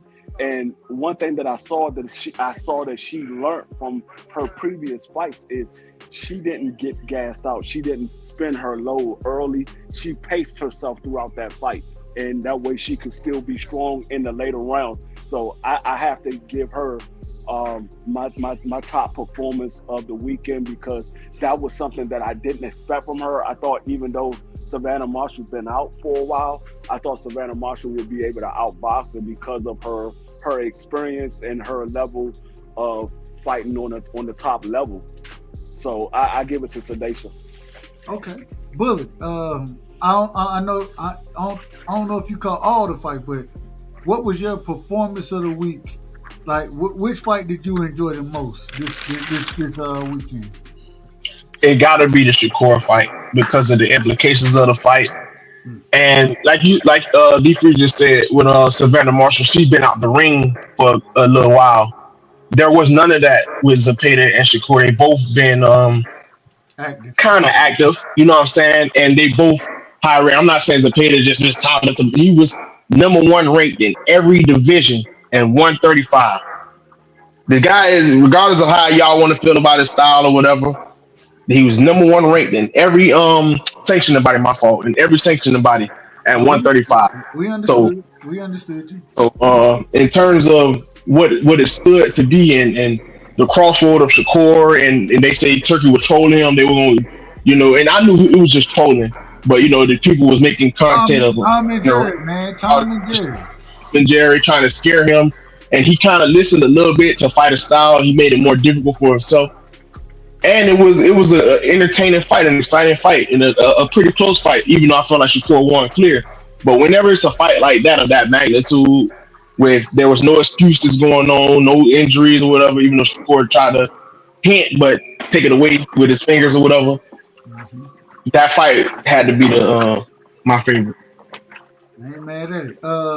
Scholar, what was your favorite fight of the weekend, man? Can you hear me? No, you crispy. Yo, D3 took the words right out of my mouth. No did. But yes, Green, that was a shocker. I thought Savannah Marshall was going dog her. And it leads up to a potential matchup between her and the Guope. Maybe because they was talking about that until she got beat by Cruz. So I thought that was a good shocking fight. The Shakur fight was good as well. Shakur proved that he could be a main event, because remember people were saying he couldn't be a main event. But one thing that people might have not noticed is Turkey trolled everybody. Remember he said it was going to be a shrieking ring? He's not against Shakur. He was using that to sell the fight. And I was like, oh, man, he's a lot smarter than what we give him credit for. A lot of time people speaking no English and we start assuming they slow. Nah, he's smart. But Scholar, I will say, and I got to disagree with you there, because it came out that a lot of other fighters on the card, I don't know exactly which ones, but they were against the smaller ring. Shakur actually didn't have a problem, and we after watching the fight, we can see why he didn't give a damn about the smaller ring, because he was gonna sit there and bang, and that's what he did. He sat there and fought. He sat in the pocket. A friend of mine, you know what I'm saying, he know I love boxing, and he always hit me up. He loves Shakur. He be like, bro, what you think about this fight? I told him, I said, man, I think Shakur gonna win. You know what I'm saying? I think, hey, Zepeda straight up and down, this, that, whatever. And then he hit me the next day, and I told him, I said, man, I thought Shakur did what he performed like I thought he would. I just didn't think that he would sit in the pocket nearly as much as he did. But he did, and looked fantastic sitting in the pocket. I thought the shoulder roll from Shakur, real quick, before I get into mine, I'm out of order. Prize, same question.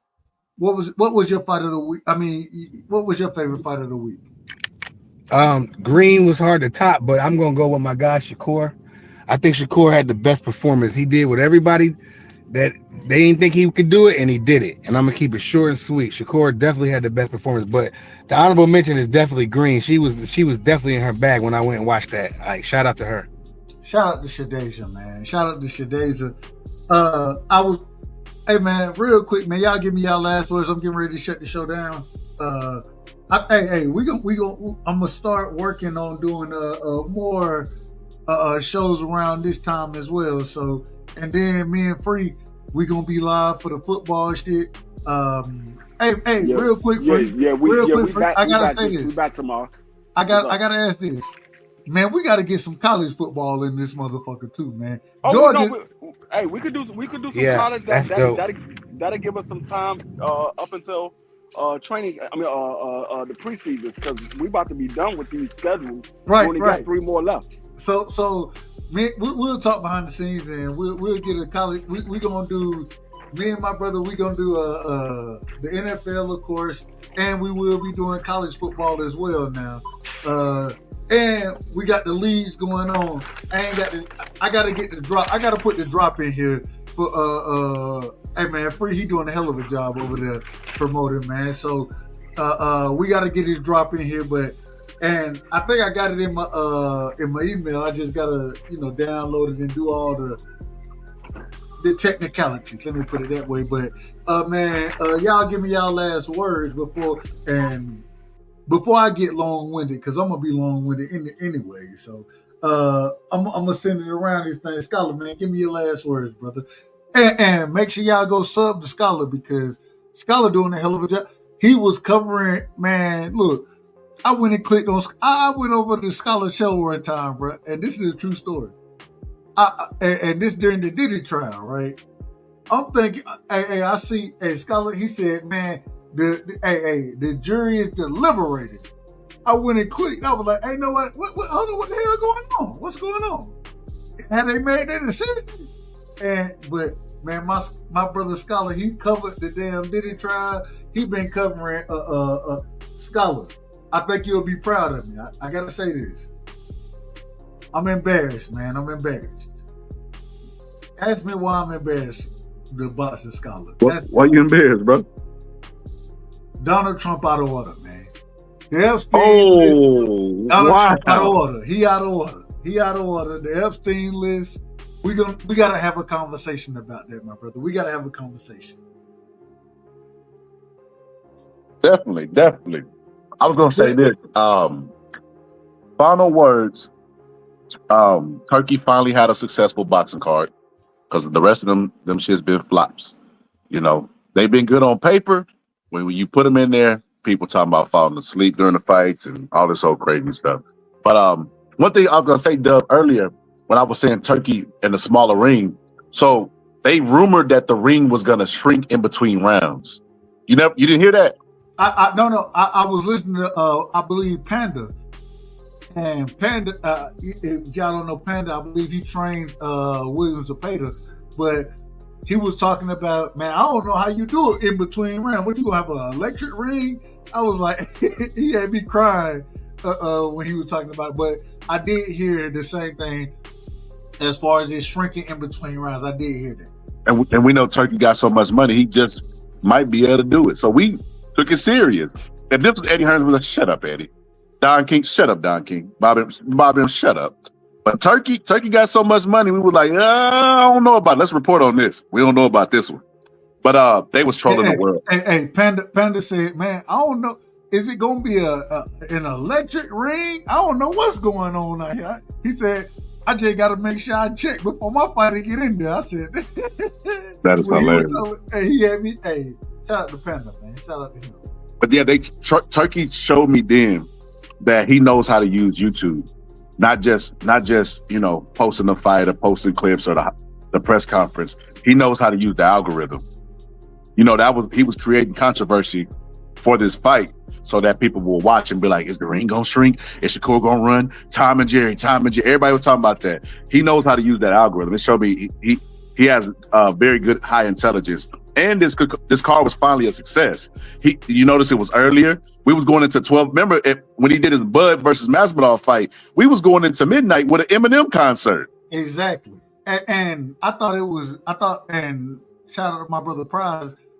He'd be like, man, why we waiting so long before the next fight?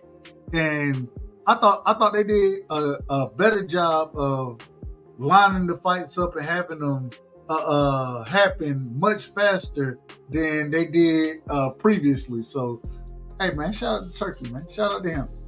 Did a great job at that. We got a good card, good future fights. That was a success. So he learning on the job. So shout out to him, because I criticized him when them cards it does. I got to give him credit when it was good. Hold on. I gotta ask you this, Kyle. I gotta ask you this. Devin the Jr., man, who you got? Bro, I got Junior. All right. We definitely got to have that conversation. I didn't want to see this fight for Dev. I wanted maybe 2-3 more fights. Man, I don't believe in that. I don't like this fight for Dev, man. Oh, I got my brother in the building, man. Aunt McQueen is in the building. And I'm coming to you in a second. Yeah, y'all go ahead, dog. I'm going to hop off. Shout out to y'all, brother. No. No. You got to give me your last words, bro. You got to give me your last words. But finish up, Scholar, and then I gotta get Prize last words after you. Go ahead. Yeah, let me hurry up so not be so long winded. No, be long winded, man. That's what we got to do. Dub just want misery. Dub said be long winded. That's crazy. We got this show around this motherfucker for individuals to be long winded. Respect. Oh shit. I done been on too many shows where they want to cut you off. No, I want you to be long winded. Okay, all right. Let me taking a lot of wind because I'm finna let out. Take your time, man. Take your time. Hey, ain't that what they say in church? Take your time. Take your time. So yeah, good. Great weekend of boxing. I ain't even gonna say good.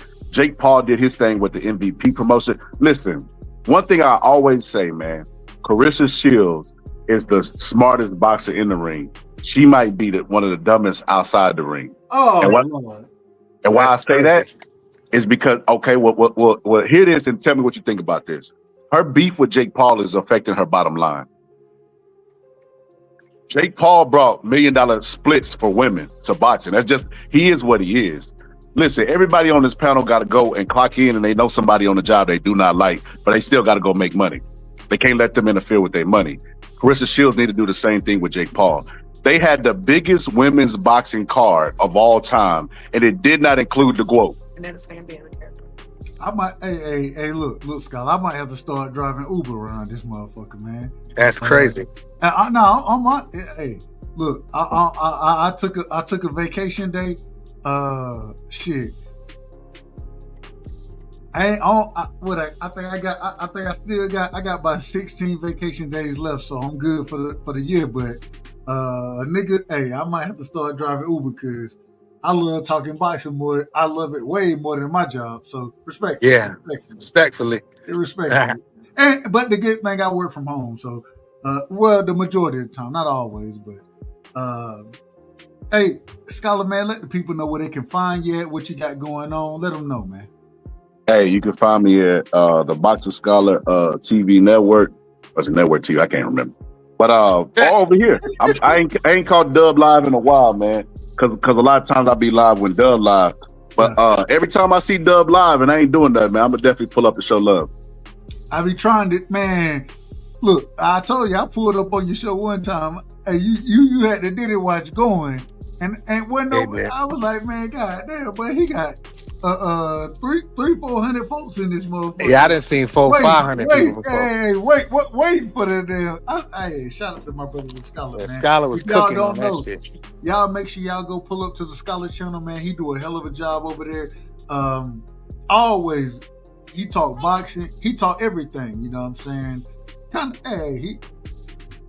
He my competition. I ain't gonna lie to you. We in competition with each other in a good way. You know what I'm saying? We support each other. So much love and respect. No, let me stop you. I don't compete with brothers. I embrace. No. When I say competition, I don't mean that we compete with each other like that. I'm saying that we be live at the same time sometimes. Got you. Man, my brother, he doing a hell of a job over there. And man, y'all make sure y'all go check him out. Go, man, sub to the Scholar, man, because like I say, doing a hell of a job, man. Hey, like Floyd Mayweather, a hell of a content creator. A hell of a content creator. A hell of a content creator. Bullet, let me get your last word. I gotta ask you the same question, man. Devin, yeah, get Prize Fighter. The Prize Fighter was gonna get up out of here. Okay. Go ahead, Prize. Go ahead. Yeah, I just want to say, shout out to you, Dub Rightside. Shout out to STN, all my brothers, everybody that pulled up. I'm trying to get stuff out of Home Depot right now, so I'm going to keep it short and sweet, man. Shout out to everybody in the chat, too, for showing up and showing love. Make sure y'all smash the like on the way out, please, and thank you. Hey, man, much love and respect, my brother. We still got to get that interview done, man. We got to get the interview right. Yo, we lacking on that. I told you I wanted to do it when I was in the DR, but it's all good, though. We could do it whenever. You know what I mean? I'm available all this week. Just hit me up. I got you. For sure. We'll talk behind the scenes and we'll make it happen this week. Absolutely. All right. Yes, indeed. Peace. Bullet Gibson, man. And I'm saving you for last because you pulled up last. Respectfully.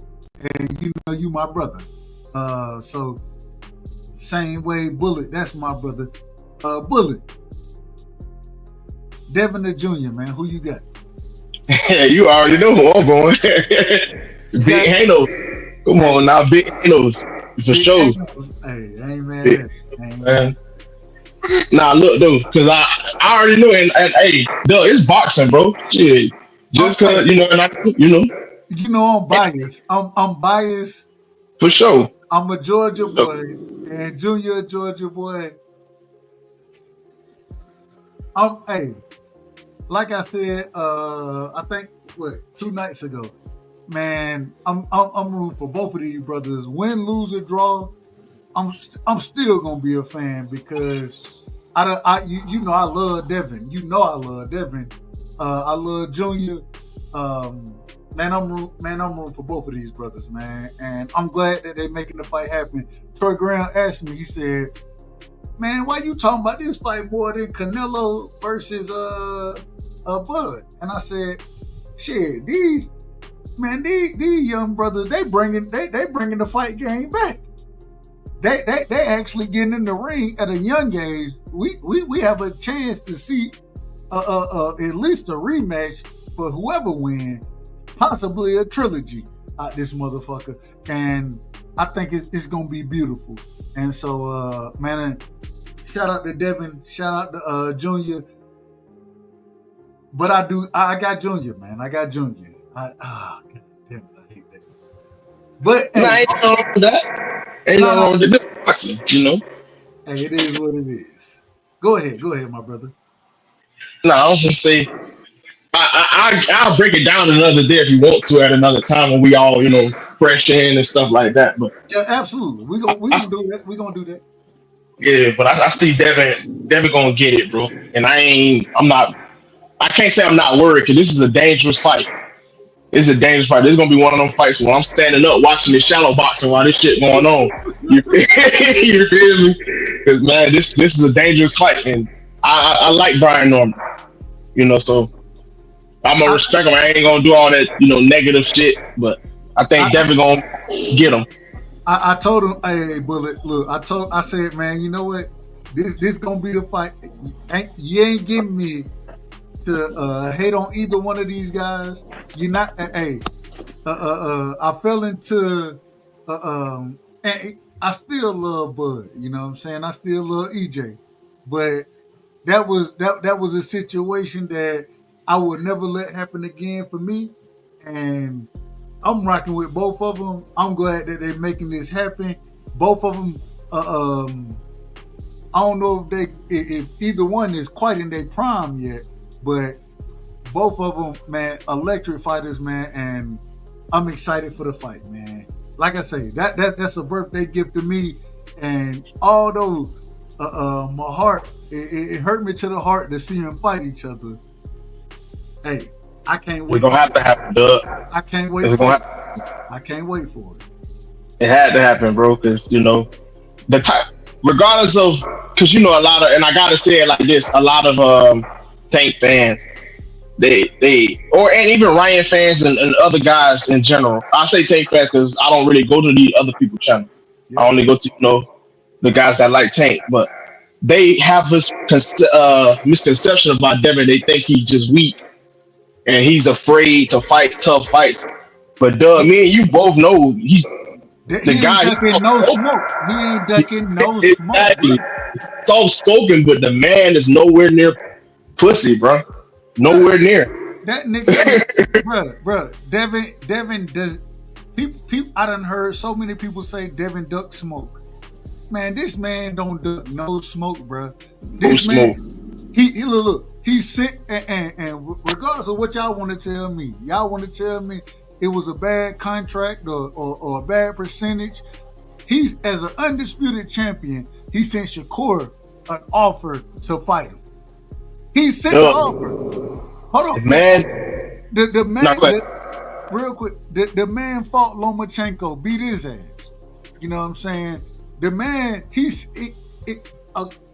him and Teofimo Lopez, is confirmed that they were in negotiations, and Teofimo Lopez, the individual who said I ain't never made $1 million for a fight, this nigga, he got a $10 million offer, maybe $8 million. I don't know what the exact number is. Let me put it that way. It was a multi-million-dollar offer. And get what he said? I don't want no smoke. Devin ain't ducking no smoke, bro. He want all, regardless of what anybody want to tell me, that man ain't ducking no smoke. And I respect him and love him for it, because that's what we need in the sport. Exactly. We need man, that. All right, what boxing is about. That's what boxing is about, and it was also confirmed, because I know people ain't gonna say it. It was also confirmed by Eddie Hearn, this guy's promoter, that Devin Haney agreed to fight Boots at 147. That's a fact. And man, that's a fact. In negotiations, and Boots 152. You know what I'm saying? Boots said he wanted a catch weight at above 47. 52. There we go. And so, man, Devin ain't ducking no smoke, man. He not. Regardless of what anybody want to say about the man, that man ain't ducking no smoke. He taking on all the tough competition, and you got to salute him for it. You got to show that brother love, man. That brother, he doing it the right way, in my personal opinion. This is what boxing is, but this is why we became a fan, bro. Like, you ain't gotta like him, you know. You want to say Bill be capping over, that's cool. Everybody, you don't have to like Devin, you don't. But you got to respect boxing as a whole, though. At least respect that, you know, there's a fighter that's willing to fight somebody. I don't like his style he run or how you feel about him. That's cool. But boxing as a whole, man, this man coming to fight. So, you know what I'm saying? And I think Devin gonna get him, bro. And man, hey, just like what Bill said, what are you gonna do when you gotta pick up the Rougarou? I ain't saying Devin gonna knock you down. So hold on. Hold on, wait a minute.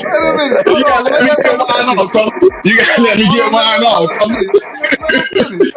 Well, hey, Bill say, what are you gonna do when you gotta pick up the Rougarou? You know what I'm saying? But I'm not saying Devin gonna go in there and beat him like that. I'm saying Devin Haney's gonna win the fight.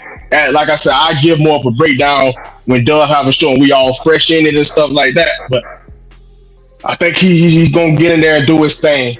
And I think Brian Norman gonna get in there and try to do his thing as well, man. I'm proud of both guys. I'm waiting to see what happened. And a lot of guys not gonna talk about it as well. They try to bait Devin into talking about little fella situation, but he ain't do it. He ain't do it. You know what I'm saying? So, man, I'm ready, bro. I'm excited. Man, I'm excited for that fight, and man, look, like I said, I'm excited and nervous at the same time for both fighters. You know what I'm saying? But at the end of the day, I'm rocking with both of them regardless, and win, lose, or draw. You know what I'm saying? I and you done heard me say this before. Win, lose, or draw, I'm gonna rock with Dev. Win, lose, or draw, I'm rocking with Junior. And so I'm glad that they in the ring with each other.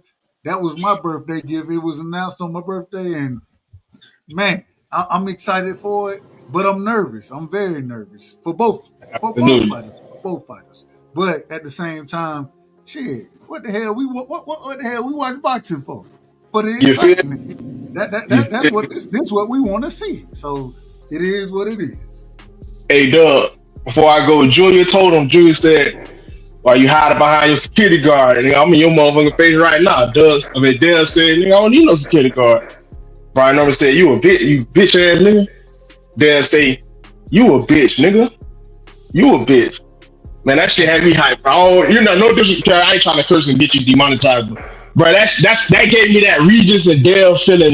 I'm talking about the promo when they were in the black screen. That shit gave me that feeling. So it just get me hype as a fan, bro. This shit getting lit. Bam, about the fight coming up. I like that kid too.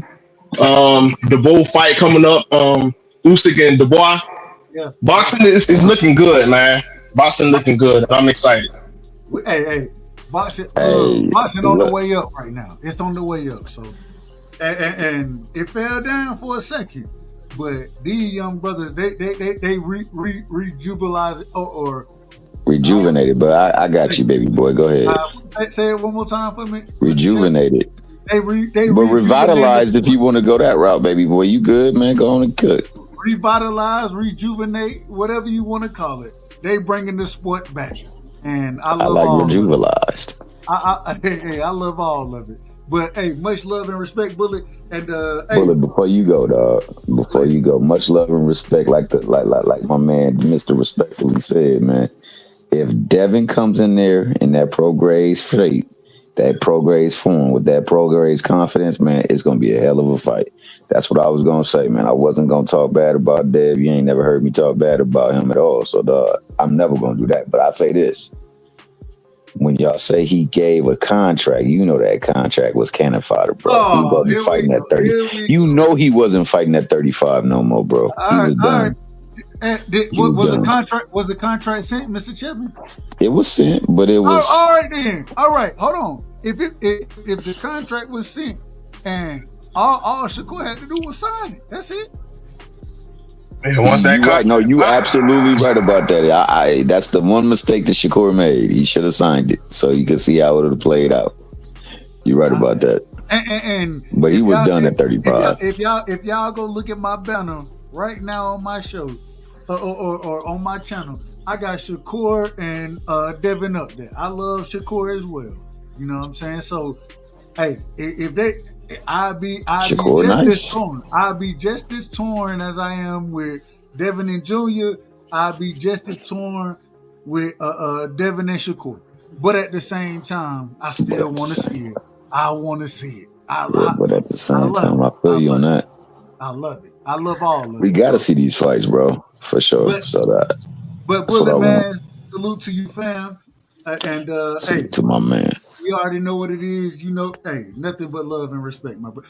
Hey, Bullet, I got to get you on for an interview as well, man. I got to get you on for an interview because, you my brother. But, hey, do your thing. And shout out to the young ones as well, man. Your youngest. Shout out to your youngest. Absolutely, brother. It's all love. And I see y'all things in the chat. I see everybody in the chat, man. Salute and blessings to all of y'all. Straight up. Hey, man, much love and respect, my brother. Much love and respect.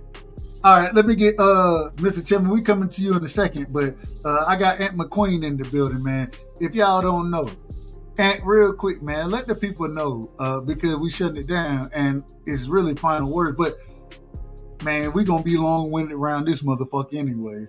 Let the folks know first off where they can find you and what you got going on because if anybody want to know anything about breaking a damn fight down, you need to go over to Ant. Shout out to Ant and Mr. Chipman.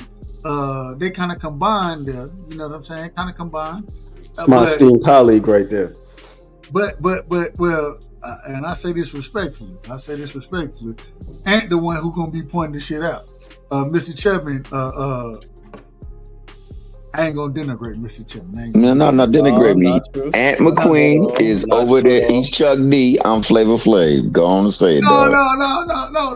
Well, wait a minute.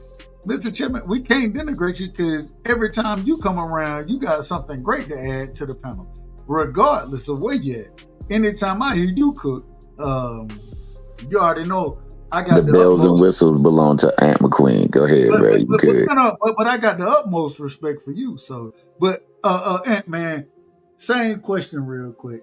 First, before I ask anything, let me know, man, or let the people know what you got going on, what you and Mr. Chipman got going on over with. I believe it's well. I'm gonna let you call it out accordingly. And drop the link right there, Casuals Corner. There we go. Yeah, we just watch fights, take notes, see what we see,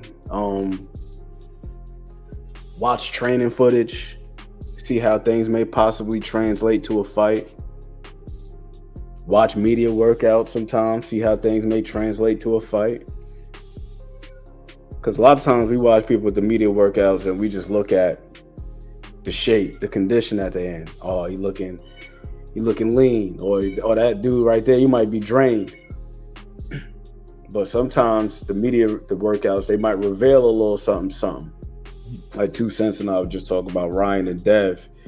You go back and look at the media workout and see the way that Derek James is doing his pad work. It was very pragmatic, practical things that I hate Derek James' pad work, bro. It just looked awkward to me. I don't know what it is. I don't know why it looks awkward to me. I don't know.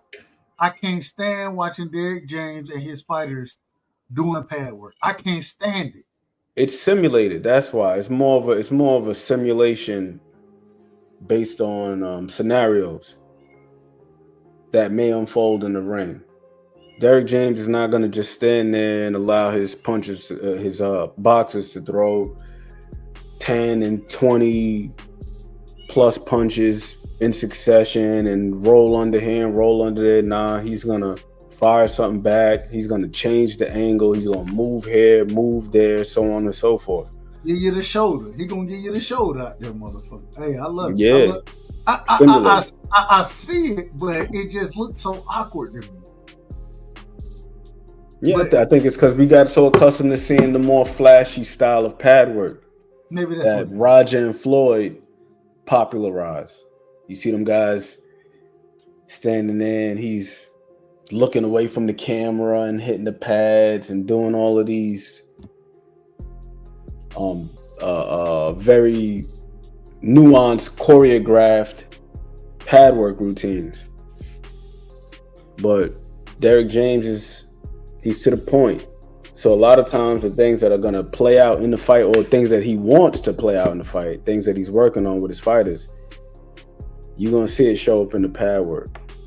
So I got a couple questions for you before I shut this thing down. But let me go ahead and first off, I thought Alicia Baumgartner lost, respectfully. I just seen that come from Bullet in the chat, but that ain't the question I'm asking you. I want to ask you this. Antonio Tarver, he said we should be looking at Shakur Stevenson and we should be comparing him to Sweet Pea and Floyd Mayweather right now. Do you agree with that assessment from Antonio Tarver? I agree with whatever Antonio Tarver wants to say, because that's his opinion. You know, if he feels that way, if he saw something, hey, he's got a right to express what he believed he saw. I thought Shakur Stevenson was fantastic, regardless of who you want to compare him to, or you just want to look at him as one of one. He is Shakur Stevenson, and Floyd Mayweather is Floyd Mayweather. I thought he put forth a tremendous display of defense, and I gotta give William Zepeda his credit for doing his part, because it takes two to tango. You don't get to see that type of defensive display without that type of aggression. Yeah, not just aggression, but activity. Right. Activity.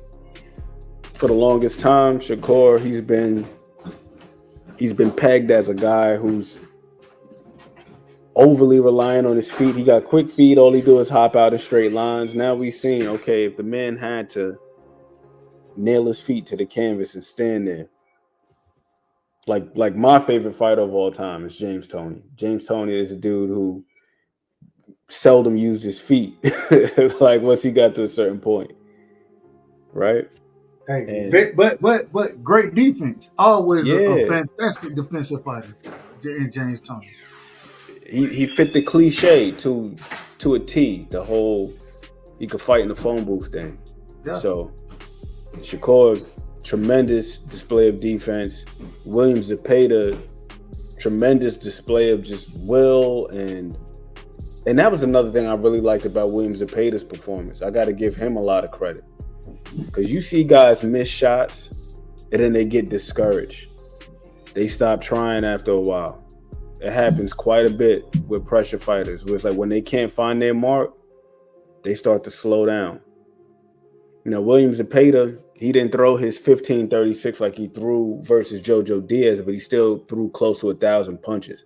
So that man was in there to win. I think some of the shots, him getting caught in between shots, Shakur rolling the way he was, utilizing the shoulder roll, and and I do think because Shakur fights in the southpaw stance, but Williams Zepeda does also, I think it kind of lended to Shakur being able to do it a little more than he normally does. But I think a lot of Shakur's sharpness slowed down the work rate of Williams Zepeda in that fight. I do believe that. No, offensively for sure. When he was coming back, when he was rolling back with shots and catching them in between punches, it was very telling whenever Shakur decided to rattle off a few shots at a time, like a quick little burst, little 3 shots, 4 shots.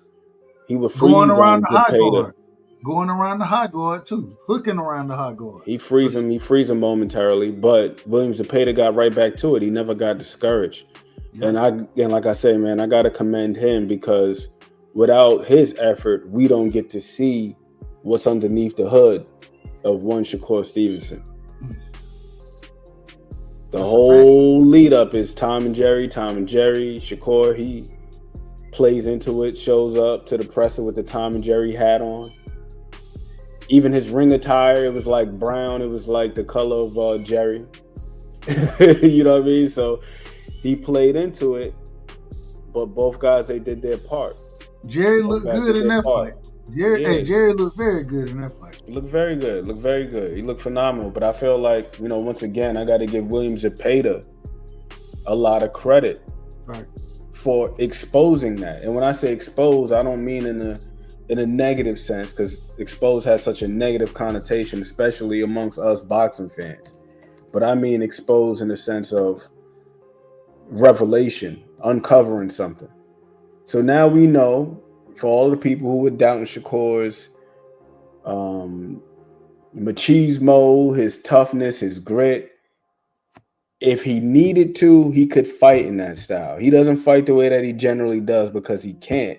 It's just not it's just not the smartest thing to do, and it's not the most conducive thing to do to win him. Like I was saying yesterday over there on Just Dude's channel, if you've got the superior feet, both in positioning, balance, speed, you're able to give angles and so on and so forth, and you can limit the opponent that way, why in the hell would you handicap yourself just for the sake of doing so? Why would I want to give this guy more opportunities when I can exploit a deficiency that he may have? And the same thing could be said in any other area of boxing. Like my guy Edgar Berlanga, I hope he gets back in the gym. He holds his head up. He comes back strong.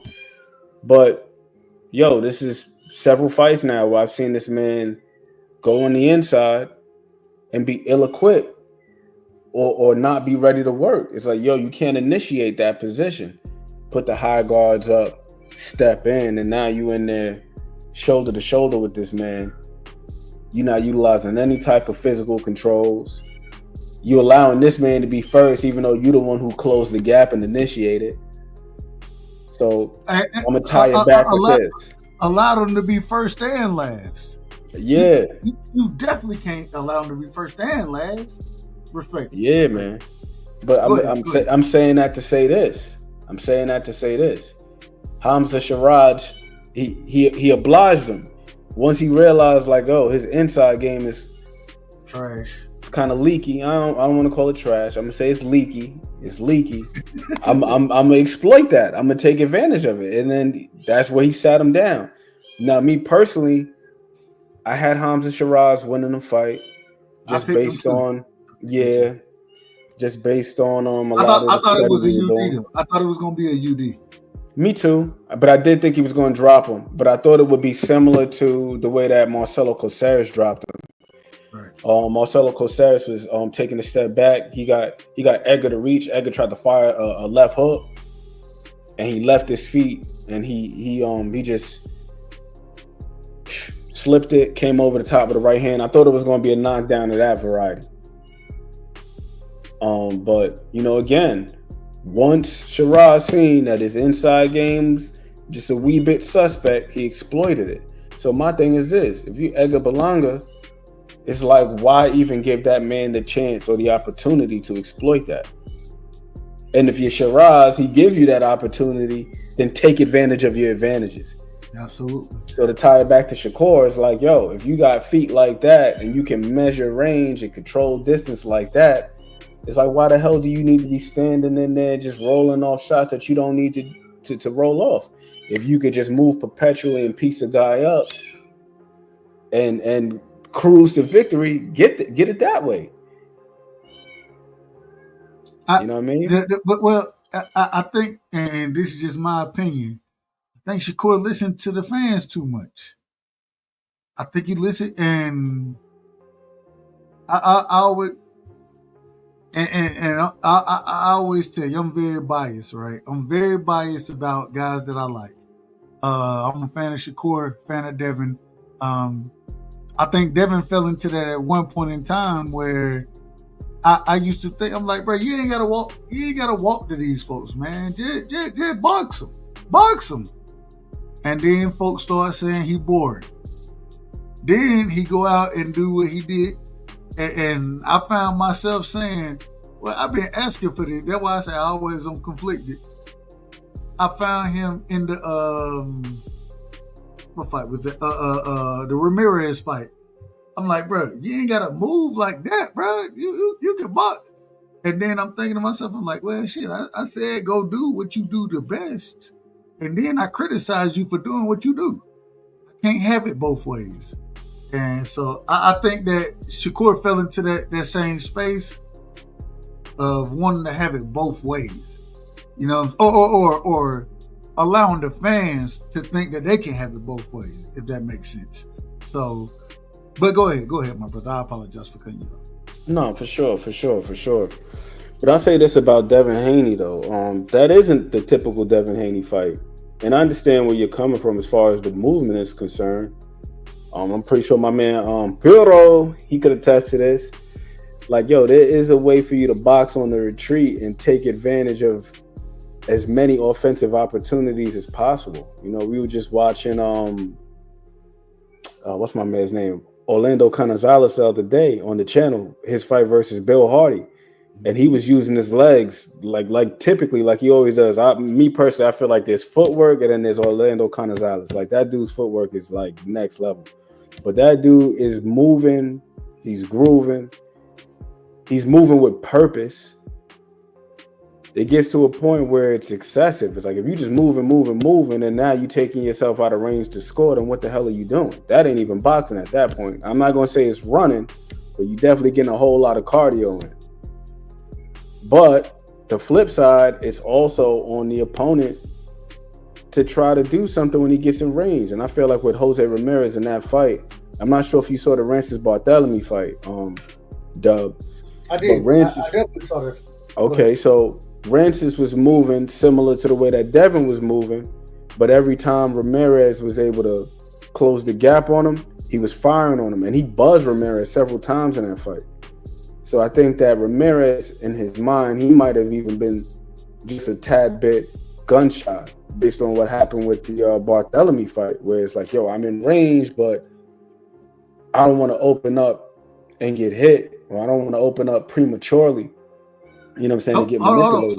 So now I gotta ask you, and I gotta ask everybody. Damn, Devin versus Junior. Who you got in that fight? I'm going with Brian Norman Jr. right now because of momentum. You know, I believe that is a real thing, not just in boxing, but just like in life, just like momentum. And then just with his improvement, I think that he's showing steady improvement. I think Dev is terrific, but one thing that seems to be recurring is you hear about how well he does in sparring, but then it just not translating to the ring. And that's just a little bit concerning for me, because I don't think that Brian Norman is going to have that issue come fight night. I don't think that there's anything that Dev is going to do that's going to be able to deter him from wanting to press forward. And listen, my brother, and this is a true story. And y'all, anybody who know me know I love Dev. My brother, he was over and he was in the gym, and he called me. He said, "Bruh, I'm watching Devin right now. Man, he hurting shit in the damn gym, bro. Like he hurting shit right now. He hurting these niggas. And I'm thinking, I'm like, okay, cool. But it doesn't seem to translate to the ring. And sparring is sparring. You know what I'm saying? I can never say sparring will ever be what an actual fight is. Who knows what an individual is working on when they sparring somebody, right? You could be working on, who knows what you're working on. I don't even want to get too far into that, but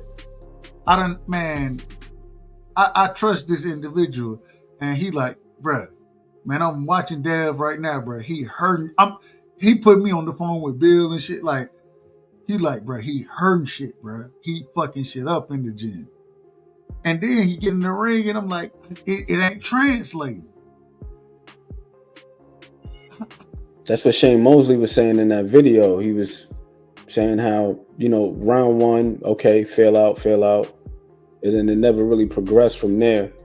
And I think beyond just guys working on things, psychologically, it's a whole lot of pressure trying to stave off performance anxiety. Because we've seen what happened before with the Ryan situation. A lot of people were clowning him for getting knocked down and dropped and so on and so forth. And he can't block a left hook, whoopty whoop whoop. So I can only imagine that that's something that's hard to stave off in your mind. And with Brian Norman, there's none of that. Like for him, most recently, it's just been stopping guys. So he's coming into the ring with a different level of confidence. I don't even think that that's in the back of his mind. I'm pretty sure everybody knows that there's a possibility that anything can happen, but in the front of his conscience, I believe that Brian Norman is supremely confident. And just talk about the measurables. You know what I mean? Like Brian Norman got the longer reach. So what I'm curious to see with Devin Haney is like, how are you going to generate offense? Because Brian Norman is also a pretty solid counterpuncher, man, like in his own right. I think it's probably the most underrated aspect of his game. Right now, the prevailing sentiment is the power, the left hook, because we've seen he just knocked a month and a half out of Jin Sasaki's memory bank, right? So we know he got power, but I'll say this: look at the shot that he clipped him with. That wasn't just a walk up to you and club you upside your damn head with a hook type of shot, man. He set it up. He set it up. Yeah, bro. He took the little half step back because he peeped the way that Sasaki his technique on his stab jab. Sasaki tried to stab, he caught it on the elbow, and then boom,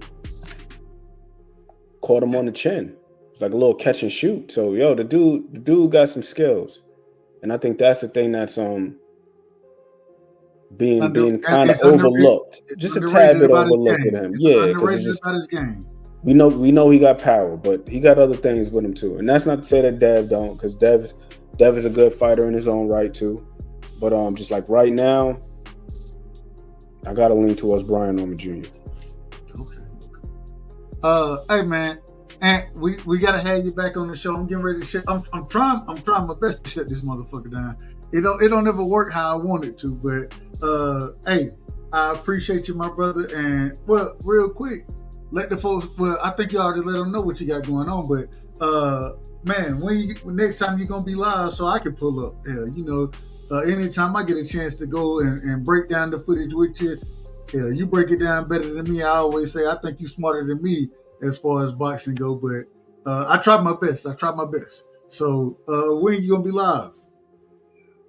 Man, T Hill, we might have to do something after this. We gonna reconvene. I had some sleep tonight, so I'm gonna be good. Yeah. Me and T Hill, I'll shoot him a text, be like, yo, you want to watch some boxing? Hey, look, hey, Mr. Chapman, give him my number. When you shoot Mr. Chapman the information, let me know as well so I can pull up. So I'll give Ant your number for sure. Not a problem, man.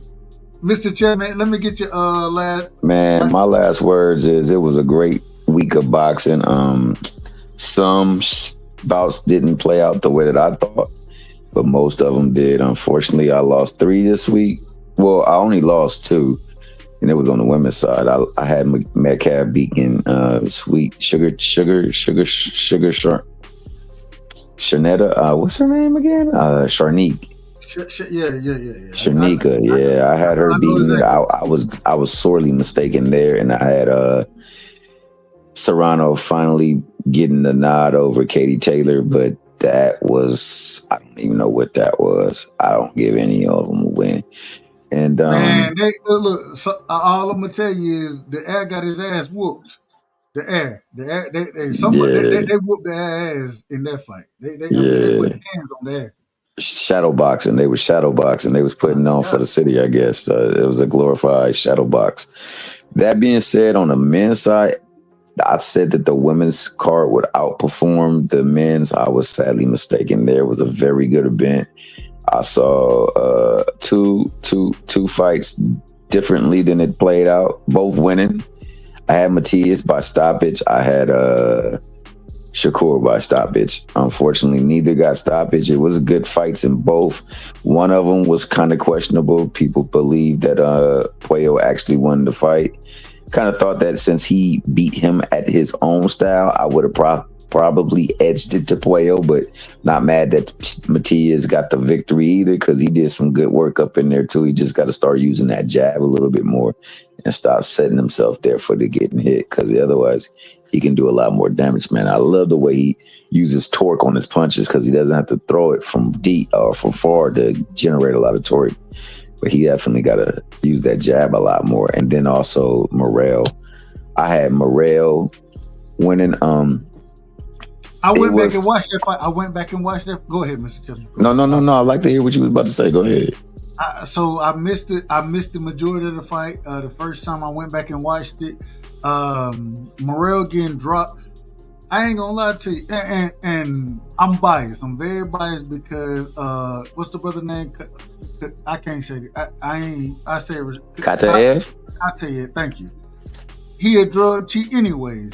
The man wasn't supposed to be able to fight. The man's supposed to be suspended from June 20, the latter part of June of 2025 to the latter part of June 2027. Whatever happened. I don't know exactly. It is what it is. But the man a drug cheat, and Morrell still took the fight. But if I'm just looking at that fight, I will say that, man, Morrell, I think he thought it was going to be a much easier task than it was.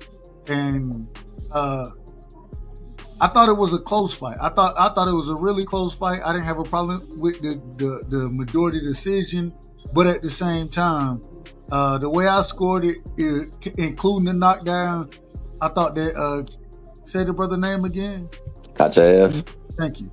I thought that I gave him the victory in that fight. I thought that he won the fight.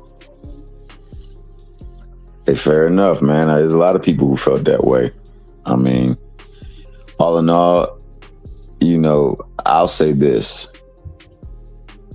We definitely got to start putting the dang commentary to a certain standard too, because it was too much party favoring going on, man, and the commentating. But it's to be expected a lot, but that seemed to be a little bit over excessive.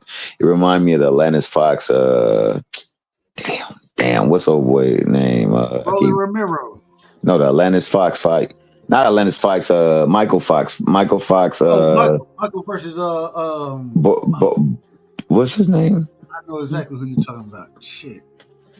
Yeah, man, that was ridiculous, man. They were glazing the hell out. He won that fight. He won the fight. He actually won the fight, but they said he did nothing in the ring, man. He controlled the ring the whole time. He dictated the pace of the fight, everything. But I listen to all these fights.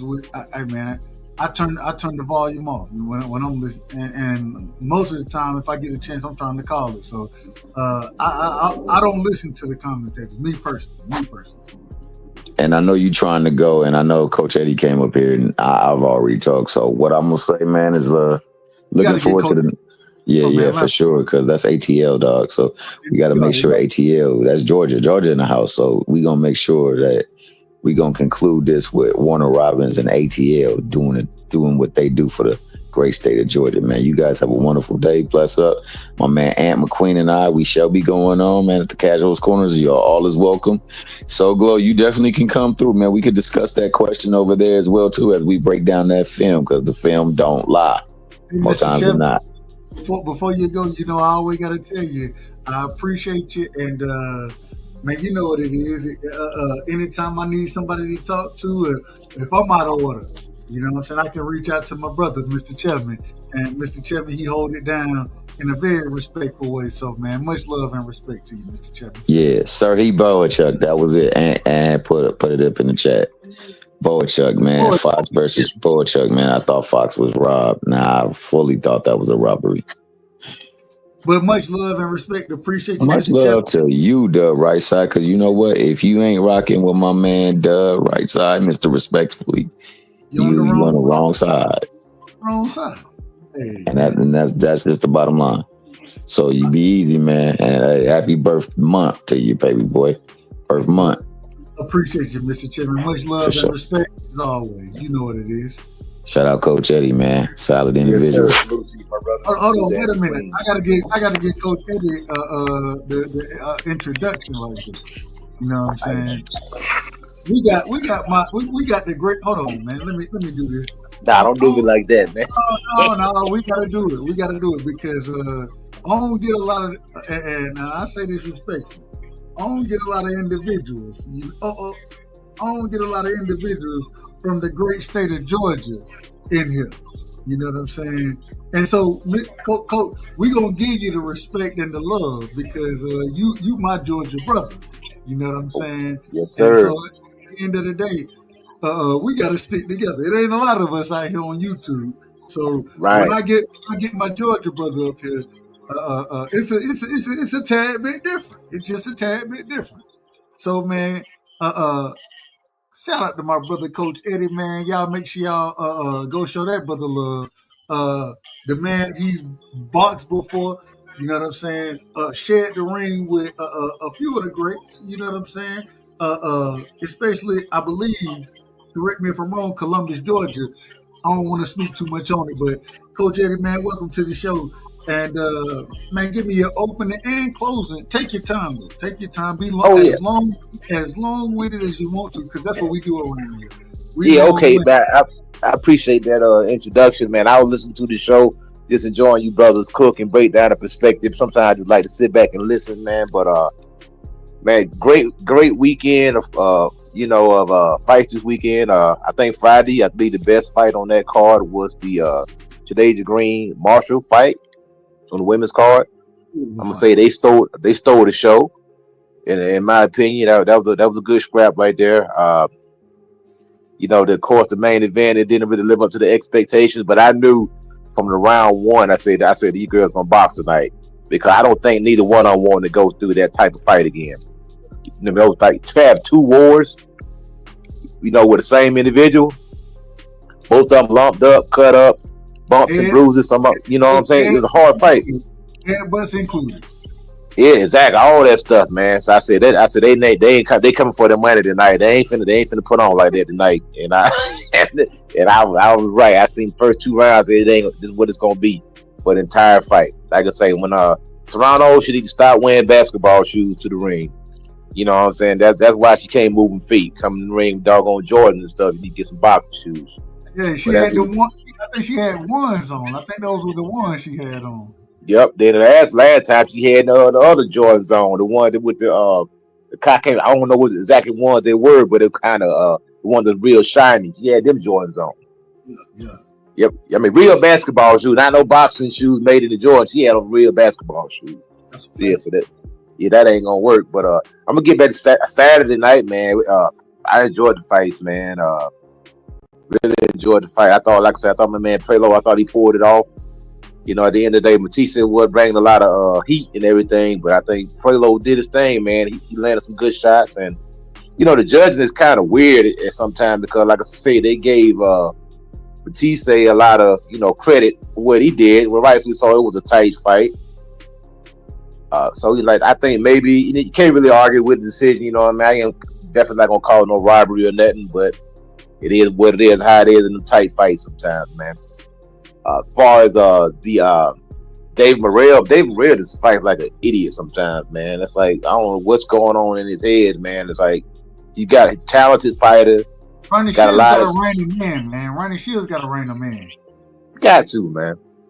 Go ahead. He be doing too much. Be doing too much out there, man. Trying to showboat, acting up, not paying attention. That's why he got clipped that time. He got hit mid hop, bouncing on the toes. Thinking the ring, thinking the round was coming to an end, which it was. He let his guard down. Knowing that the round was coming to an end, and he got clipped right there, like 3 or 4 seconds left. You thought won that fight? I thought Katayev. I thought he won the fight. You know what? In a 10-round fight, I can't really even argue with you, man. I can't argue with you, brother. To be honest, man. I think, like I said, I think the politics came to play the part. They like, look, this dude is basically on a freaking suspension. We can't do that with him anyway, man.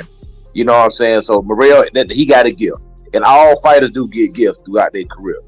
You know what I'm saying? So that was a gift for him. He need to take that gift and he need to learn from it.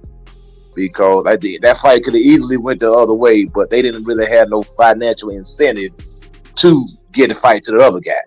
No. You know what I'm saying? So like, screw him. He a drug cheat anyway. He's suspended. We can't do that with him. So it is what it is. I was shocked that they even allowed the fight to happen. Like they had to go through some. They had to jump through some loops to make that fight happen. You know what I'm saying? But it is what it is. Yeah, that was crazy. But you're exactly right, man. Now with the Shakur fight, everybody's saying that's his best performance. To me, it's not. Okay, it's not. That's not his best performance. He had better performances than that. I give him a B on that performance, but I don't know why everybody's saying that's his best performance. When you go back and look at his previous fights, he have had better performances than that. Jamel Herring performance was better than that. In my opinion, that's one of his best performances right there. This fight right here, Shakur, he done somewhat of a rope-a-dope. Laying on the ropes allowed him to rest and allowed him to absorb the pace of the fight, if that makes sense. No, I think he laid on the ropes too long at times, but then I can kind of see the flip side. Maybe the pace of the fight would have probably took a toll on him if he would have tried to keep it in the center of the ring the whole entire fight, because laying on the ropes they allowed him to rest. Let me ask you this: I heard somebody say that when you allow yourself to either be in the corner or on the ropes, then it gives you a chance to measure your shots easier than being in the center of the ring. Would you agree with that? Oh yeah, absolutely. And not only that, it allows you to rest too. Now, if you got a sharp shooter like a guy like Shakur or Floyd Mayweather or James Toney, those guys are really good fighting off the ropes. Even Ali at times were good at fighting off the ropes. So it does allow you to rest at the same time, allows you to use your vision and your accuracy and your timing to run guys in the shots. Now, the only downside to that, if he was in there with somebody who was throwing looping type shots, some overhand type shot like a Maidana, he would have got caught over the top. But Zepeda was just throwing this kind of random punches, basically to the midsection. He didn't really throw any looping shots that were coming over the top. Another thing too is that Shakur, didn't really use this jab like he needed to, which I think he was designed on purpose. Basically, laying on the ropes is kind of letting Zepeda, take some of the steam off the shots, man. Pretty much, and letting Zepeda kind of wear himself out a little bit, somewhat of a rope-a-dope. Let the man punch himself out. Then when Shakur felt the power start to dwindle, then that's when Shakur started stepping to him, trying to get him out of there. Shakur got to fix their right hand, and it's entirely too wide. When he cocks it way back and tried to sling it, he's leaving himself open way too much. And he missed that shot a lot too. He missed it. Missed it, and Zepeda wasn't there to make him pay. To capitalize on it. I agree with you. I agree. But somebody like Tank, you can't miss with somebody like Tank that wide. He gonna catch you. Yeah. Or even my man Roach, if you miss like that wide, you gonna get caught, man. because them boys are shooting quick, straight to the point. You know what I'm saying? So, and like even Shakur said, he got to go back to the drawing board and look at it because he know that here's some stuff that he could have done better in that fight. And that's one thing I like about Shakur. He's not one of them guys who sit up there and try to act like he, just the creme of the creme that he can't get no better. He's always trying to improve. And he'll listen to certain people. He ain't gonna listen to everybody, but he'll listen to certain people. You know what I'm saying? So the one thing I do give him credit for, but hats off, I give him a B for that performance. I give him a B for that performance. I'm pretty sure he probably give himself a B for that performance because he's a perfectionist. Because Shakur's not gonna give himself an A for that performance. What about Berlanga and Sherrod? Did you see it happening? Did you see it? I knew it was gonna happen. Yep, I've been spamming chats the whole week. I've been every podcast I've been on, been saying, "Hey, look, man, Sherrod's gonna put this boy to sleep or TKO." I already knew what time it was. Berlanga seemed like he was intimidated. In my opinion, he tried to hide the intimidation with bravado. Trying to act like he's tough, trying to overcompensate. But I just seen in his eyes which how Sherrod was just looking at him like he was looking through this dude. I said, I know that look. You know what I'm saying? Yeah. It's cool, calm, collective. Let this dude do all the talking he want. But come fight night, it's over with for this guy. And that's what I seen with Sherrod. And not only that, just a technical ability. That Sherrod was just he's a better fighter than Berlanga. And then he just came off a fight with Carlos Adames, and Carlos Adames is a much better fighter than Edgar Berlanga. Much better. I love watching Adames fight, respectfully. Yes, sir. Much better fighter than Berlanga. He was a lot harder to hit. Berlanga's was too easy to hit. And I always knew Berlanga always had defensive holes in his game. And it was just a matter of time, man. And let's say he did him bad. And, he really should thank that referee. If that referee wouldn't have stepped in on that third knockdown, Berlanga, he was going to go out on the stretcher, man. I'm not laughing, but I'm laughing. Yeah, he was going to get put on the stretcher. If he would let him get up that third time and let him keep going, they would have had to call stretcher in for that dude, man. Hey, the ref said, I done seen enough, man. I done seen enough. Yeah, he done seen enough, man. But, I ain't going to take up too much. Hold on. I got to ask you. Okay, yes, sir. Like I asked everybody, well, and in my personal opinion, outside of Bud and first off, who you got with Bud and Canelo? Who you got in that fight? Ooh, man, that is a great man. You know what, man? To be honest, man, that's a true man. I'm gonna say like 55-45, 52-48 type of fight, man. For who? Yeah, I'm gonna say Bud. But Bud gonna have to use it. He gonna have to use his head. Boxing good. Use his strategy. You know what I'm saying? And I think Bud gonna be able to get the job done, but he's still gonna have to be careful. Try not to give no hitting big shots and nothing like that, man. It's funny. I've been listening to a lot of folks, and when they seen Bud, and Bud was in Shakur corner the other night, but a lot of folks they like, man, Bud looking stacked right now.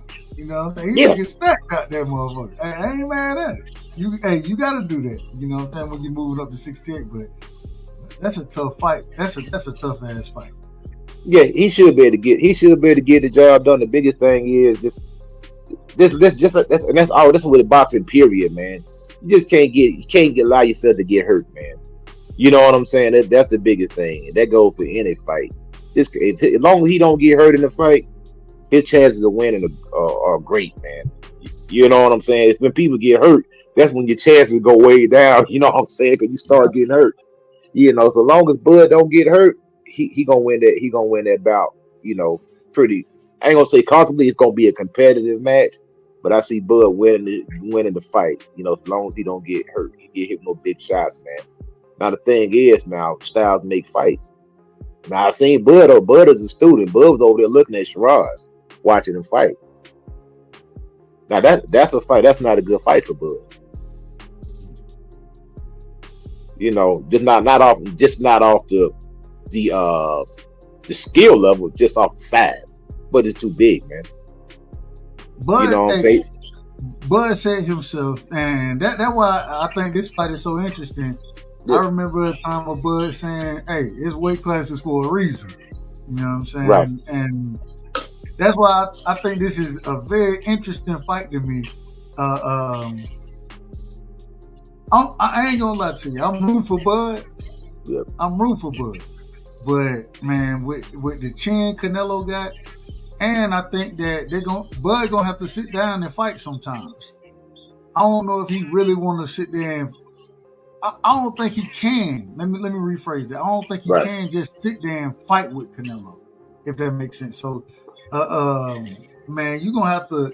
But that ring generalship, controlling range, distance. Don't find your.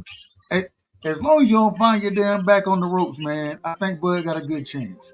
But yeah, I think Bud. Go ahead, man, bro. I'm sorry. Last point.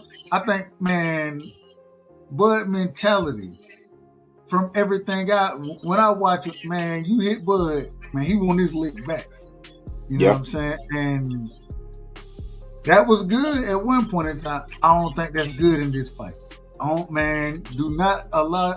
Don't get into that mindset of getting your lick back. You know what I'm saying? Get into the mindset of, all right, I got hit. I'm good. I'm about to box his ass. He gonna have to box. I don't think he can go in there and fight. I think he got to go in there and box. And Bud liked to fight. And that's one of the things I love about Bud. He liked to fight. But even with EJ, I thought I picked EJ to win the fight. Man, Bud went in there strategically and said, all right, you going to jab, I'm going to jab. And my jab, when I land mine, it's going to be a tad bit more. With him having the longer arm reach, I think he can go in there and do that with Canelo. Man, I think that's going to be a hell of a fight, man. I think it's going to be a hell of a fight. Yeah, it should be a good fight. Only thing with the Canelo, he don't get hit with clean punches that well. I mean, that many times. He keeps a high guard. And he rarely gets hit with combinations, like 3-4 punches back to back to back. So that's the only thing is Bud gonna be able to hit him with something clean. Now, if he hit him with something clean, he could do some damage. May not be able to knock him out, but he could do some damage. You know what I'm saying? So that's gonna be the main thing. Is Bud can land those clean shots that don't have, clean right on the button. Those type of shots, those are the type of shots that he needs to land. He don't need to be hitting no elbows and no gloves and that like that, because that ain't gonna do no damage. Yeah, he got to land clean shots. And like I said, I think Bud liked the matchup because of the size of Canelo, him only being 5'7", 5'8". Right. If he don't want to see, like, even though he's a better fighter than Berlanga, I mean, I'm sorry, Bud is a better fighter than Hamza Shiraz, but the matchup is not a good matchup for Bud because the boy Shiraz is too big. He's just too long, too tall, and that's going to be a lot of trouble for Bud if he got to fight somebody like that. That's why he said he wouldn't fight David Benavidez. He said unequivocally, he said, "No, I'm not fighting David." He said David is too big, but the Canelo fight makes sense because that's somebody he can deal with. He won't go up there and be trying to fight no David Morrell or no David Benavidez or no Hamza Shiraz. Hell, he even said too big when it came to what's the Tower Inferno. Yeah. He was like, man, this nigga, this respectfully, this brother is what, 6'7". Cheat code. Yeah, he's a cheat code. He's a cheat code. Hey, another thing. Exactly. In height and reach, if somebody's good at it, he's gonna give you trouble, man. Somebody tall and he's gonna give anybody trouble. But yeah, I'm gonna go ahead and let the other brother go, man. Man, I appreciate you for letting me cook for a little bit, man. I got one last question for you. Okay. Yes, sir. Devin Haney versus Brian Norman Jr. You already know, man. I'm going with the home team. Norman, man, all day. Shout out to the A, man. Shout out to Georgia, man. Real quick, stop it. How you see that fight playing out? If you had to break it down. If I got to break this fight down, I'm gonna go with TKO. Maybe not a cold knockout, but a TKO. One thing about the only gripe I got with Devin, man, Devin just try to act like he just this goddamn god of boxing, man. Like, bro, the way this dude be talking, man, and then the way he talk and then the way he perform is two different things, man. bro, if you talk the way you talking, you supposed to be in there murking people, man. You know what I'm saying? I mean, I understand being confident in everything, man, but that dude be talking like he just, Leroy Brown or something. I said, bro, really? You know what I'm saying? He's so dismissive of his opponent sometimes, which I can understand you being, dismissive of some of them other guys, but he always points to Lomachenko. Lomachenko is nowhere, it's not Brian Norman Jr. Yeah, Lomachenko may have a different skill set than Brian Norman, but you're talking about a guy who started his career off at 126 pounds that moved up to 135. Those two different fighters, man. This is a much harder fight than a Lomachenko fight. You talking about a guy that you was way bigger than, that's shorter than you. You had to reach the side. You had every advantage over this guy, maybe other than experience. So this Brian, don't point to that. People like to point to the Lomachenko fight in the Regis Prograis fight. Regis Prograis was a diminished Regis Prograis. A guy who was in his mid-30s. His best days were behind him.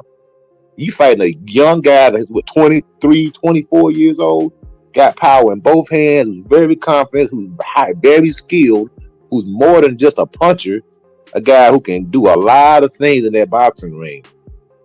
And he's gonna have trouble. He's gonna find out really quick what Brian Norman Jr. is all about, man.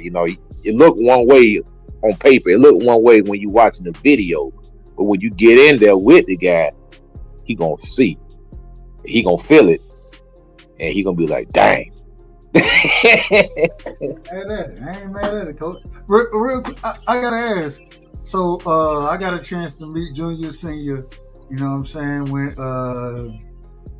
When Senior was fighting Hackett, right? I got a chance to go and meet everybody there. Have you had a chance to rock with? And real quick, you train in Atlanta, correct? I have a gym out in the metro area, out in Douglasville. So that's about from Atlanta. I'm about 12 miles west from Atlanta. I know exactly what Douglasville is. You know what I'm saying? I used to live in Atlanta, so shout out to the great state of that, or the great city. But Douglasville is a hop, skip, and a jump away. So, have you had a chance? Have you ever had a chance to work with either one of them? I never trained Brian Norman Jr. I have seen him fight. He fought one of my fighters in the amateurs. He came to my gym a couple times with to do some sparring with some of the guys at the gym and stuff like that. I know his father because his father used to box. His father used to box over there. First time I seen his dad fight, he fought at a bowling center over there in Douglasville. So his dad, like I said, his dad was a professional boxer also. So I had seen him fight also. And I met Brian on occasion, and I talked to him sometime on the phone, this brief conversation, but, asking him about if I can bring, one of my guys over to spar with him. I do have I got a middleweight, and he's an amateur. He's pretty good, but I want to see, I want to test him out, put him in the ring with Brian, and maybe they could possibly use him for the camp, if he does a good enough job and they feel like he brings some value, to the camp and can help Brian get ready for his fight. So it's more like an audition, so to speak. You know what I'm saying? Let my guy go there and see if he can give some good work. And if he gives him some good work, then maybe he can use him for the camp. And they let you know what. Hold on, what's your fighter name, if you don't mind? No, his name Tony Patton. Tony the General Patton. Okay. So yeah, he an amateur. He up and coming, but he's a good little kid. He can fight, man. He's like 21 years old. So he can fight, man. So like I said, we got to make connections in this game, man. And and Brian already, he's a world champion, local guy. You know what I'm saying? If you get in there, do your good job with the champ, he can look out for you. You know what I'm saying? Yeah. No. Hey, and they give you a chance to get better. That's right, exactly. They give you a chance to get better. So that's a great thing right there, man.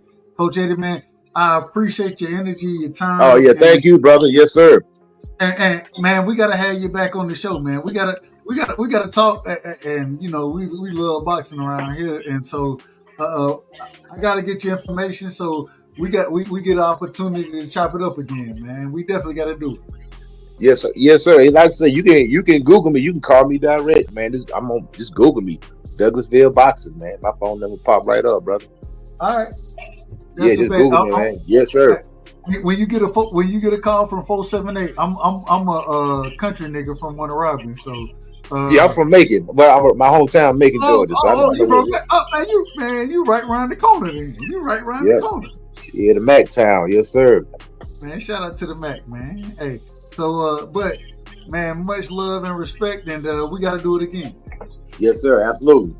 All right, my brother. I appreciate you. All right, brother. Yes, sir. Man, we had a hell of a show tonight. I'm so used to being live at night. I gotta realize, man, it's the middle of the day. I'm so used to saying, man, we had a hell of a show tonight. But it's been a hell of a show. And man, shout out to everybody who pulled up, man. I appreciate all y'all brothers, you know what I'm saying? My brother Bullet, my brother Thomas Hill, Mr. Chairman, as I like to call him, Aunt McQueen, D Free, prize fighter, you know what I'm saying? If I miss y'all, I apologize. Hey, Piro, where you been, brother? Piro, come back, man. You know, hey, that's my brother right there, Piro, man. Man, all y'all, man. I ain't got nothing but love and respect for y'all. And at the end of the day, I think everybody understand, man, I just love the sport. You know what I'm saying? And the reason we all vibe and rock with each other, because we all love the sport, you know what I'm saying? So, it's gonna be a good time. We got some good fights coming. We had a great card, 2 great cards this weekend. You know what I'm saying? I don't know if the Pro Box card. Y'all got to go back and watch the Pro Box card. That was a fantastic card in itself. You know what I'm saying? Go back and watch that Pro Box card, because you had some fighters over there, up and coming individuals that, in my personal opinion, have a chance to be something special. You know what I'm saying? So, man, just thank y'all for rocking with me, and man, let's do it, man. Fuck this. Oh man, y'all, fuck it, man. Let me go ahead. When you have individuals, right, like Aunt McQueen, individuals, they don't know who Aunt McQueen is sometimes, right? And they be like, man, it's fucking, man, get what I be thinking. Get what I be thinking right here. The fucking nobody? That fucking nobody is John Wick. Motherfucking John, a killer. He a killer out here. On y'all helmet. Respectfully when I say he on y'all helmet. I ain't, hey. But then you have other individuals, they pull up like they just know everything. And then what I be thinking right here. You smoke crack, don't you? You smoke crack, don't you? Look at me, boy. Don't you smoke crack? Then you got other individuals. You know what I'm saying? Tell me they know everything. They done been in the boxing ring. I'm like, well, who your fault? They tell me this. Well, let me ask you this. Who was the best boxer ever, in your opinion? I know you're a boxing expert. Me. You? You're the best boxer ever? Mm-hmm. Well, who'd win in a fight, you or Mayweather? Me. Okay. You're better than Mayweather. Okay. Yeah. You or Mike Tyson? Mike Tyson is a He's scared of me. Seriously. I be thinking to myself, I'm like, man. The fuck is wrong with you people? Who raised you? But at the end of the day, we all love the sport. As long as you don't get in the ring and say this right here, then in my personal opinion, you good with me. What happened? I just got my hair done 2 days ago and she put grease in my shit, so the shit was like, you know, like when you sweating and things like that and the grease come in my face, it burnt my eyes type shit. Damn, why y'all booing like I'm saying bullshit? Like, this is real facts. But we room for the brother. We room for Tank Davis. We don't want that, hey, no harm to come to him. I hope that all the allegations are incorrect about Tank Davis, in my personal opinion. I hope all the allegations are incorrect and that brother, he's been falsely accused one time. I hope that he's falsely accused this time. But if it's true, we just gonna have to call a spade a spade. This is outrageous. This is outrageous. And then we gonna say, damn. It's a bunch of bull. Well, hey, my brother Dankfather said, man, run the whole motherfucking video. What happened?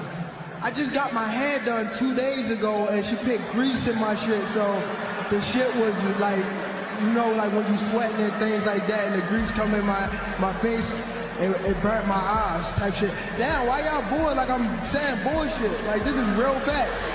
Come on, man. I just got my hair done 2 days ago. Wait, the women's gone! I just got my hair done 2 days ago. I just got my hair done. And she put grease in my shit. I just got my hair done 2 days ago. I just got my hair done. I just got my hair done. I just got my hair done 2 days ago. I just got my hair done. And she put grease in my shit. I just got my hair done. I just got my hair done. I just got my hair done. I just got my hair done. I just got my hair done. I just got my hair done. Why y'all booing like I'm saying bullshit? Like, this is real fast. Like, this is real fast. Why y'all booing like I'm saying bullshit? Like, this is real fast. It burnt my eyes. Like, this is real fast. I just got my hair done 2 days ago. I just got my hair done. I just got my hair done. I just got my hair done 2 days ago. Shout out to my brother Dank Father. Dank said, man, hey, don't play half of it, play all of it. But when they come over here, a lot of folks, I'll be thinking to myself, and not everybody, but sometimes I'll be thinking to myself, I'm like, When I say most people don't know shit about boxing, they don't. man, they don't know shit about boxing. Some of it, but a lot of y'all, man, that's why y'all pull up, because y'all know a lot about boxing. And people, hey, at the end of the day, man, you ain't got to know everything about anything. But as long as you come up and give a great opinion, then I'm going to rock with you. Y'all, like I said, man, y'all make sure y'all go check out, and well, real quick, they said Shakur. I got to say this. I do have to say this. Because they told me that Shakur was going to be... He's scared of you. He ain't trying to fight, but he running. You got to fight a motherfucker, you want to hold on that title. You got to fight a motherfucker, and that's what Shakur went out there and did. But at the end of the day, man, when y'all over here, you're rocking with the right side, and we out for the for today, and we're gonna be live tonight, man. We definitely gonna be live tonight. So just know when you're over here, man, you're rocking on the right side. Bud Crawford is a fight fan, and he's a fight fan's fighter. Ennis Express is a runaway train. Ain't no pressure when you built for this. Man down, round one. The truth hurts. Ladies and gentlemen, presenting the undefeated super flyweight from San Antonio, Texas, Jesse Bam Rodriguez!